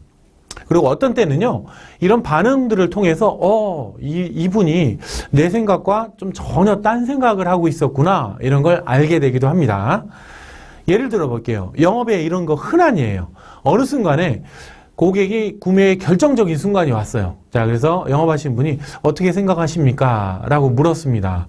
근데 고객이 이렇게 뭔가 이래 좀 부정적인 것 같아요. 그래서 영업하신 분이 그거 보고서 이 사람 지금 이 고객 구매 안 할 것 같으니까 그냥 다음에 흥미 있을 만한 정보 계속 보내드리겠다, 이러고 그냥 마쳐야 되겠다라고 생각하면서 말하려고 딱 그러는데 고객이 구매할게요, 이런 반응을 보일 수 있어요. 이런 거 꽤 많습니다.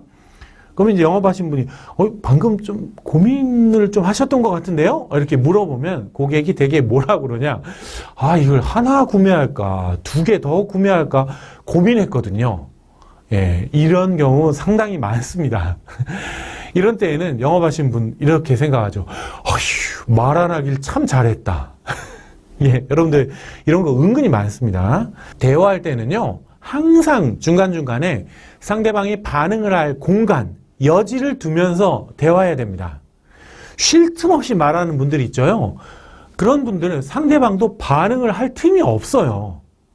그러니까 특히 이런 스타일이 있어요. 상대방이 이런 성향, 반응이 느려, 신중해, 이런 스타일이라면요, 더더욱 하고 싶은 말이 있어도요, 말을 할 기회를 못 잡는 경우 많습니다.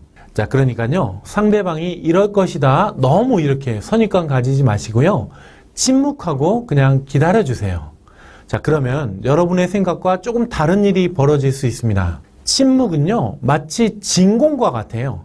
진공. 상대방과 나 사이의 공간에 그 진공을 잘 만들어주면 상대방의 속에 있는 생각과 말이 빨려 나옵니다. 리더분들은요, 주도적으로 침묵하세요. 그러면 열심히 하려는 직원들 좋아합니다. 열심히 안 하려는 직원 또는 뭔가 캥기는 직원 불안해할 수 있어요. 침묵 잘 써보세요. 반대로요, 리더가 혼자 막 계속 말만 해. 끊지 않고 계속 말해. 열심히 하려는 직원은요, 리더가 하는 말에 내가 반응도 하고 싶고 내가 좀 보태고 싶은 말도 있고 한데 그걸 타이밍을 못 잡아 힘들어할 수 있습니다. 열심히 안 하려는 직원은요, 또는 뭔가 캥기는 게 있는 직원들은요, 리더가 혼자 떠들면 굉장히 편안합니다. 게다가요, 침묵은 그거 가지고 비난하는 사람이 많지 않아요. 아니, 너무 말이 많아, 이렇게 비난하는 건 자주 들어봤어도 저 사람 너무 침묵해, 이런 비난 쉽지 않죠. 주변에서 많이 안 들어보셨죠. 그래서 말을 많이 하면요, 실수도 많아지고 또 그 말 한 중에 일부 표현만 뚝 띄어서 왜곡되게 해석하면서 막 꼬투리 잡아서 비난하고 막 이럴 수 있지만요, 침묵은 그렇지도 않습니다. 자, 이제 주도적인 침묵 활용하는 구체적인 방법을 살펴볼게요.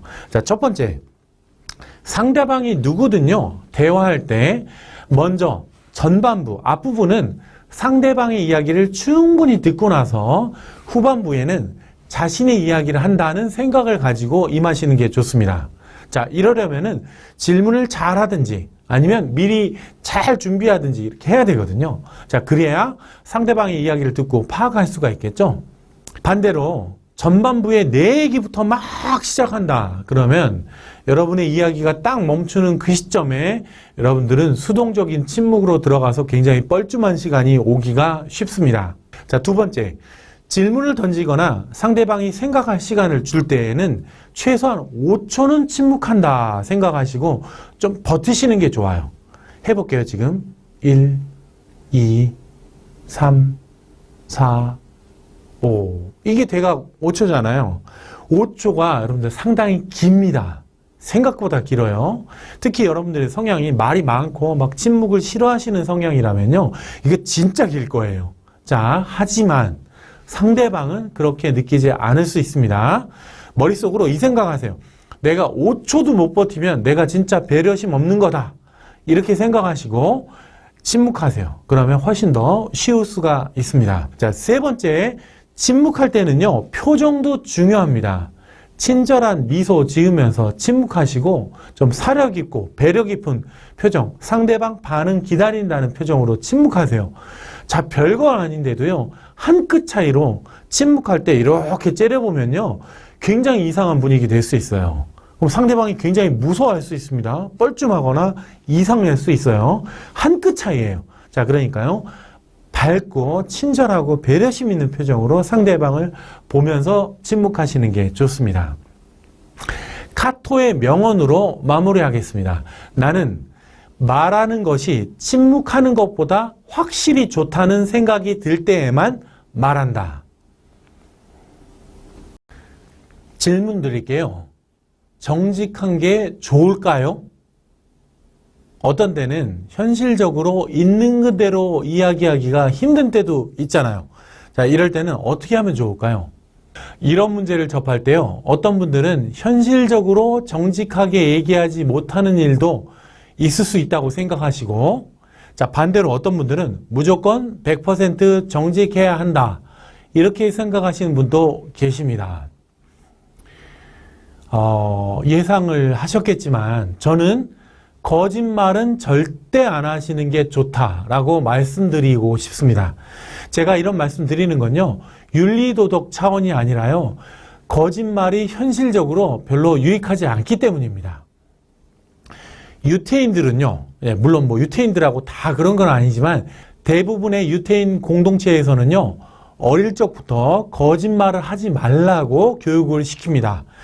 윤리 도덕 때문에 그럴까요?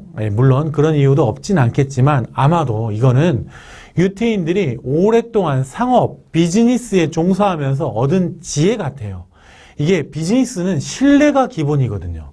그러니까 거짓말의 대가는 정말 쓰기 때문입니다. 자, 그러면 이런 질문이 생길 수도 있어요. 진짜 정직하다가 손해보는 경우도 있지 않을까요? 제가 현실적인 예를 하나 들어볼게요. 예를 들어 고객이 이런 질문을 했습니다. 당신의 경력, 경험이 과연 충분한가에 대해 의심을 가지고 물어봤습니다. 혹시 이런 거 해보신 적 있어요? 자, 근데 여러분은 그런 일을 해본 적이 없습니다. 자, 이럴 때 뭐라고 해야 좋을까요? 아마도 가장 무난한 답변은 정확히 그건 아니지만 비슷한 경험은 해봤습니다. 그래서 이번 것도 잘 해낼 수 있습니다. 뭐 이렇게 된 걸 거예요. 자, 하지만 이럴 경우 상대방이 뭐라고 생각할까요? 저 친구가 영업하고 싶은 마음이 굴뚝 같아서 좀 모호하게 답변한다. 이런 거 느끼지 않을까요?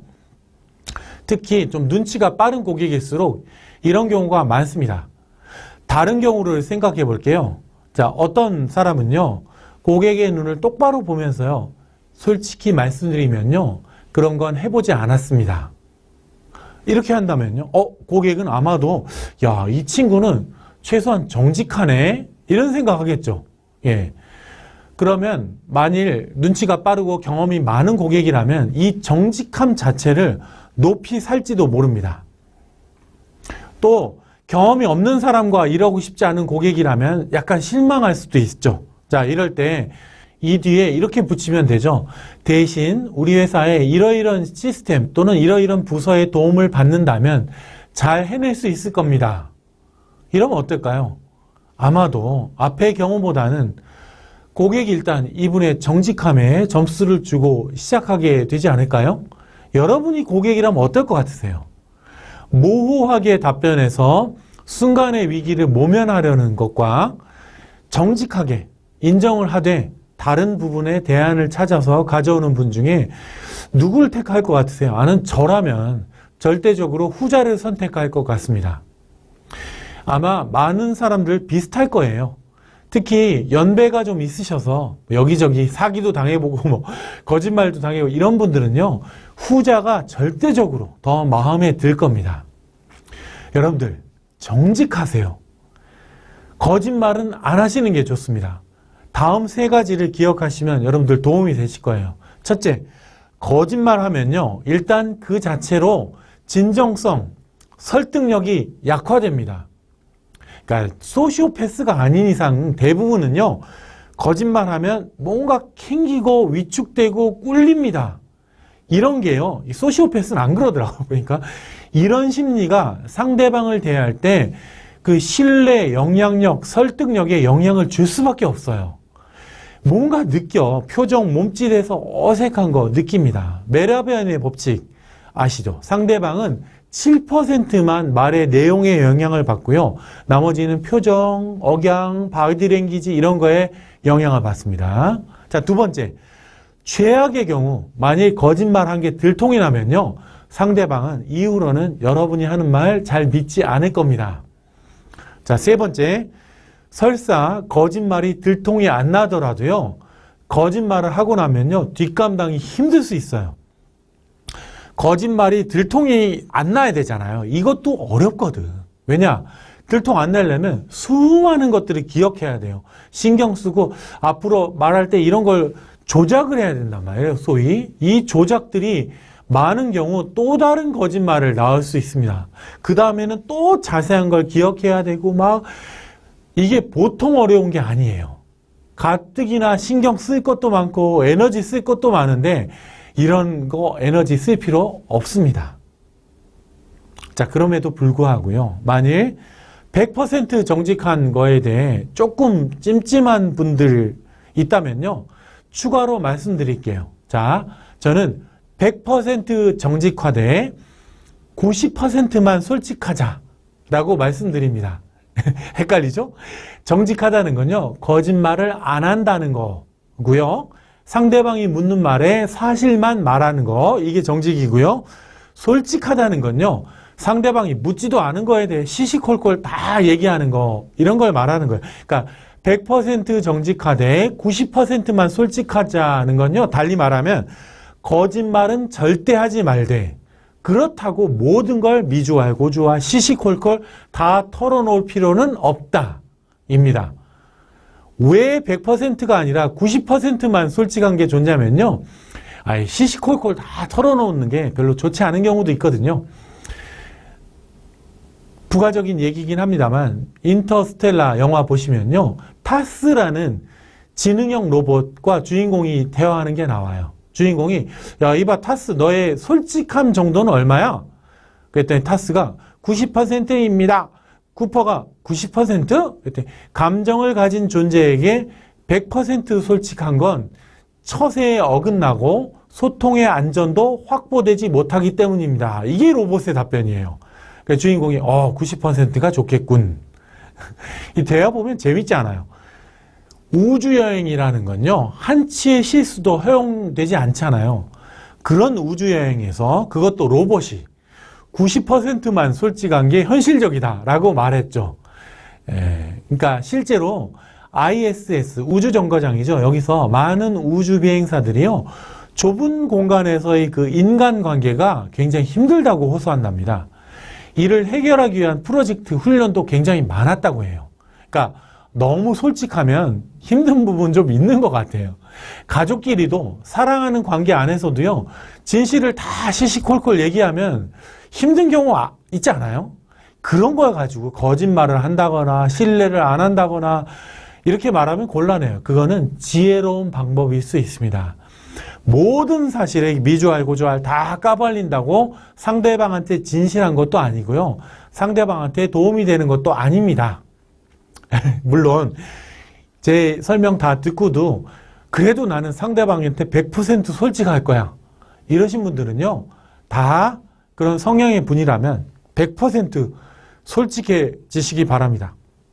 그런 성향의 분들은요, 만약 90%만 솔직했다, 10% 솔직하지 않다, 그러면 그 부분이 자꾸 마음에 걸려서 더 큰 걸 잃거든요. 하지만 뭐 이런 성향만 아니시라면요, 100% 정직화돼 90%만 솔직하시기 바랍니다. 인간관계라는 게 복잡해요. 교과서에 나오는 단순한 원리, 이런 거 들이대서는 이해하기 어렵습니다. 자, 어떤 때는 상대방이 불편해도 진실을 말하는 게 신뢰를 주기도 하고요. 어떤 때는 불편한 진실을 굳이 시시콜콜 미주알고주알 다 얘기하는 게 오히려 신뢰를 깨기도 합니다. 자, 정리하면요, 여러분들, 거짓말은 절대 안 하시는 게 좋습니다. 자, 그렇다고 상대방이 묻지도 않는데 뭐 시시콜콜 다 털어내야 된다는 그 강박은 가지지 마세요. 자, 누군가를 잘 설득하는 분들 중에 보면요, 어떤 분들은 말은 잘 못하시는데도 불구하고 설득을 굉장히 잘 하시는 분들 있습니다. 왜 그럴까 잘 보면요, 이분들은 좀 자신이 유리한 내용에서, 그 판에서, 그 틀에서 대화의 대부분이 돌도록 만드는 그 능력을 가지고 계신 것 같아요. 물론 반대도 계신 것 같아요. 뭐냐, 논리력도 좋고 정말 달변이야, 말도 잘해. 그런데 대화의 내용 전체는 좀 자기가 불리한 데서 대부분을 보내시는 분들, 이런 분들이 굉장히 설득력이 좀 떨어지는 경우도 있습니다. 이 양극단이 있는 것 같아요. 자, 그래서 도대체 이걸 구체적으로 어떻게 하는가에 대해 살펴볼 겁니다. 이게 이 시간에 살펴볼 국면 전환 또는 프레임 전환입니다. 그러니까 논리적으로 설득을 잘해서 상대방을 막 굴복시키고 납득을 시키는 게 아니라요, 이 대화를 적당히 잘 돌려서 내가 원하는 틀, 프레임으로 이야기가 돌아가게 만드는 방법입니다. 운동 중에 그 유도 보시면요, 이게 그런 거잖아요. 원리가 상대방의 힘을 이용하는 거죠. 그 힘을 거슬리지 않고 반발하는, 살짝 꺾는 거죠. 마찬가지예요. 그래서 이런 분들도 상대방이 무슨 얘기를 하고 살 돌려서 내가 유리한 동네에서, 방향에서 대화가 이루어지도록 만듭니다. 예를 들어 볼게요. 자동차 판매를 하시는 분인데, 내 자동차는 경쟁품에 비해서 뒷좌석이 좀 좁아. 단점이야. 자, 그런데 고객이, 뒷좌석이 좁네요? 뒷좌석에 대해서 물어봤습니다. 자, 여러분이라면 어떻게 하실까요? 자, 이런 말을 듣고 논리적으로, 그게 아니고요, 뭐, 반박하고, 이거 하수들이 하는 일이에요. 반박만 해서는요, 그 프레임을 벗어나기가 쉽지 않습니다. 이럴 때 어떻게 하냐? 이 불리한 동네에서 이야기는 가능한 빨리 좀 끝내고, 내가 유리한 동네로 가서 이야기를 바꾸는 겁니다. 이게 이 프레임 전환이에요. 대강 이해 가시죠? 자, 이렇게 하는데 5가지 원칙 방법이 있으니까요, 이거 잘 이해하시면요, 굳이 영업이 아니더라도 비슷한 일에 여러 가지 적용할 수 있습니다. 한번 알아볼게요. 자, 첫 번째, 중요한 겁니다. 반박하고 부인하는 데만 초점을 두시지 마시기 바랍니다. 반박하고 부인하는 거 하수예요. 왜 이게 하수냐면요, 반박하려고 애쓰는, 설명하려고 애쓰는 그 시간에도 고객은 내 상품의 불리함에 대해서 계속 듣고 있는 거잖아요. 그게 각인되고 있는 거거든요. 사실요, 뭐가 아니다라고 애써 강변하면요, 그게 더 각인이 되고 더 불리해지는 경우가 많아요. 예전에 그 모나미라고 회사 있죠. 그 사장님이 이런 말 했어요. 우리 모나미는 이제 더 이상 문구 회사가 아닙니다. 이 문장 보시면요, 모나미 떠오르면 문구 회사가 핵심 단어 아니라는 얘기가 떠오르는 게 아니라, 모나미는 문구 회사가 아니다는 게 아니라요, 모나미와 문구 회사가 더 이미지상으로 연결돼요. 왜냐? 사람들은요, 이미지로 이해하거든. 예전에 미국의 그 워터게이트라는 사건이 터졌을 때 그 닉슨 대통령이 뭐라고 그랬냐? 저는 사기꾼이 아닙니다. 라고 했어요. 굳이 그렇게 말을 했어야 됐나 싶은데, 자, 이게 무서운 건요, 무의식적으로 영향을 많이 받습니다. 어떤 사람이 저는 이제 깡패가 아닙니다 라고 계속 얘기하면서 다닌다고 생각해 보세요. 사람들이 들으면서 논리적으로, 야, 저 사람은 깡패가 아니구나 이렇게 생각할까요? 그러지 않아요. 대부분 깡패 이미지가 겹쳐서 생각합니다. 김소월의 시 진달래꽃 보면은 나보기가 역겨워 가실 때에는 죽어도 아닌 눈물을 흘리오리다 문구가 있는데 이걸 보면 눈물을 안 흘리게 했구나 저 사람은. 그래 저 시의 화자라고 그러잖아요. 시 쓴 사람 눈물을 안 흘리겠구나 이렇게 들리세요? 아니 눈물이 연상이 되잖아요. 예전에 그 옛날 만화인데 캔디 주제가가 이런 거였거든요. 외로워도 슬퍼도 나는 안 울어 참고 또 참지 울긴 해 울어. 이게 뭐가 연상이 돼요? 예? 그러니까 뭐가 아니다라고 할 때는요 오히려 더 그게 연상이 됩니다. 그러니까 마찬가지예요. 만약에 자동차 뒷좌석이 좁아. 근데 뒷좌석이 좁지 않아요. 뒷좌석이 왜 좁냐면 뭐 나쁘지 이런 식으로 이 뒷좌석 얘기에서 계속 논다 곤란합니다. 이해가셨죠? 반박하고 부인하는 데만 초점을 두지 마시기 바랍니다. 자, 그럼 어떻게 하냐고요? 자, 이게 두 번째 연결이 됩니다. 두 번째, 사과나 인정을 해야 될 때가 있거든요. 이럴 때는 진짜 진정성 가지고 빨리 하시는 게 좋아요. 쿨하게 하시는 게 좋습니다. 때로는요, 불리한 동네, 불리한 영역에서 빨리 벗어나서 유리한 동네로 가기 가장 좋은 방법이 쿨하게 인정하는 것일 수 있거든요. 사람이 좀 묘해. 뭐냐면, 뭐에 꽂혀서 저 의구심을 가지고 계속 그것만 보다가도요, 그 사람이 맞습니다. 쿨하게 인정하고 사과하고 이러면요, 그렇구나 하고 쿨하게 다른 걸 보게 됩니다.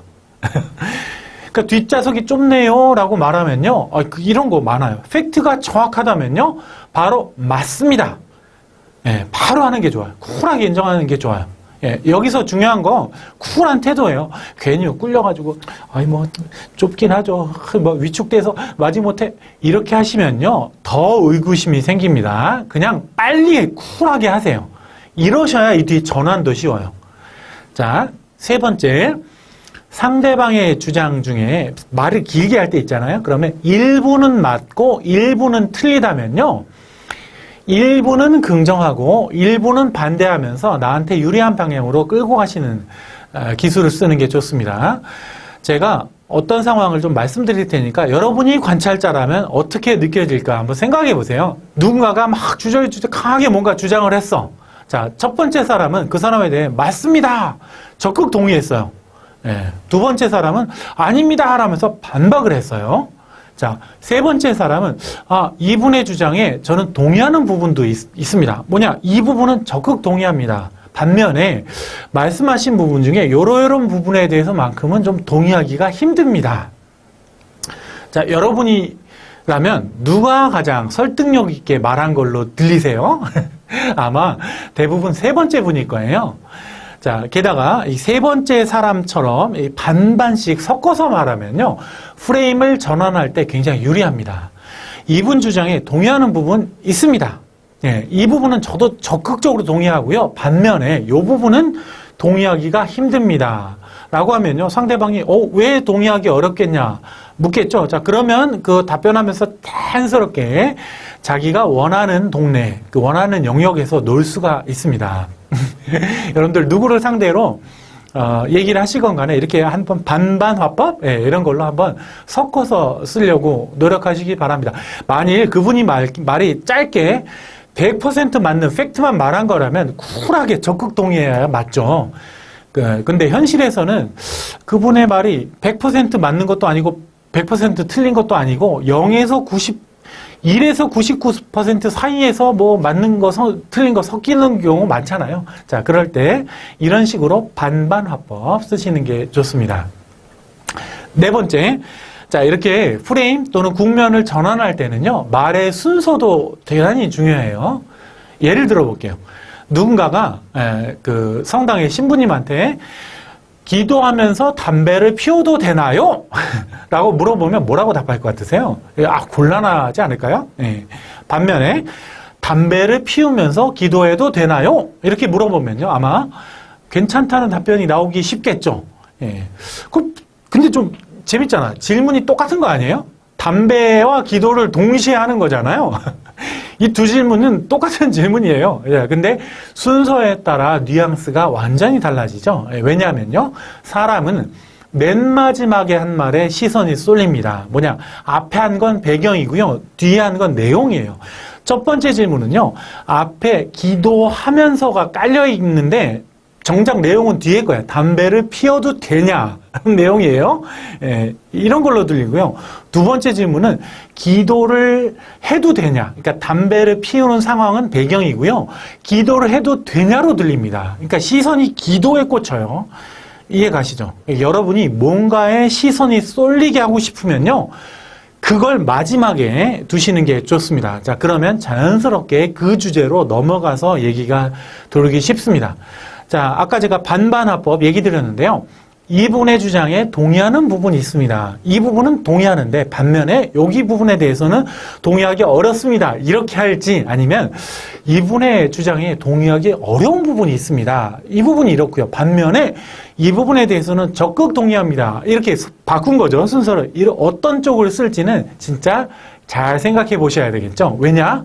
마지막에 말한 부분이 그 뒤에 프레임으로 작용하기가 쉽습니다. 예를 들어 볼게요. 뒷좌석이 좁다는 말씀은 정말 100% 인정합니다. 반면에 그래서 정말 이거 나쁜 차 아니야? 이런 말씀에는 좀 인정하기가 쉽지 않아요. 왜냐? 저희는요, 이 뒷좌석이 좁아진 만큼 그 공간을 안전성에 투자했거든요. 자, 이런 식으로 말하면요, 마지막에 내가 원하는 안전성이 언급이 된 거 아니에요? 자연스럽게 대화가 이 프레임으로 넘어가기가 쉽습니다. 영업의 그 고수들 중에는요, 일부러 고객이 내가 불리한 부분에서 대화를 시작하게 만드는 분들도 있어요. 왜냐? 그렇게 시작해야 일단 불만이고 다 처리한 다음에 딱 프레임 전환시키면요, 내가 강조하는 부분이 더 인상적으로 남거든요. 이해 가시죠? 단, 이런 건요, 그러니까 이런 대화에 있어서 수싸움에 능한 그 고수들이 쓰는 거예요. 아무나 한다고 이렇게 되지 않아요. 대부분의 분들은, 일반적인 분들은요, 그냥 내가 유리한 프레임에서 계속 얘기 오가는 게 훨씬 더 유리할 거예요. 자, 마지막 5번째입니다. 프레임을 전환할 때 쓸 수 있는 표현들을 좀 익혀두시면 좋습니다. 여기서는 제가 3가지 표현 알아볼게요. 흔히들 가장 쓰는 게 첫 번째인데, yes but입니다. 영어로 yes but. 맞습니다. 근데요. 맞습니다. 하지만요. 이런 거죠. 나쁘진 않죠. 그렇다고 좋다고 볼 수도 없어요. 이런 거예요. 뒷좌석 좁은 건 맞습니다. 하지만요. 이런 거죠. 여러분, 웬만하면요, 하지만 이런 표현은 조금 자제하는 게 좋습니다. 왜냐면요, 이게 팩트가 정확히 맞을 때에는 맞다고 인정하는 게 좋지만, 그렇지 않을 때는 이게 yes라고 하는 거, 이런 거 있죠? 덜컥 인정해버리는 거, 이게 효과적이지 않아요. 상대방이 그것만 기억할 수도 있거든요. 거봐, 내 말이 맞지?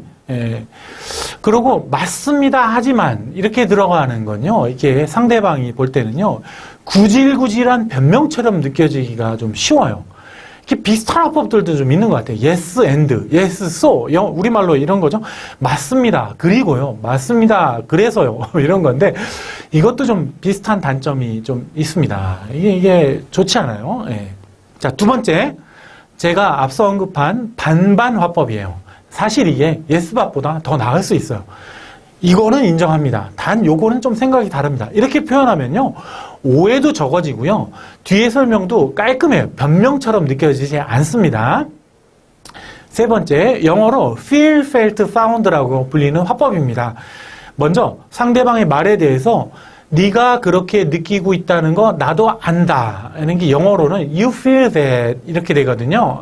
그 다음에 나도 그렇게 느꼈다, 또는 다른 사람도 그렇게 느꼈다, 이런 I feel that, 이런 거죠. I felt that이죠.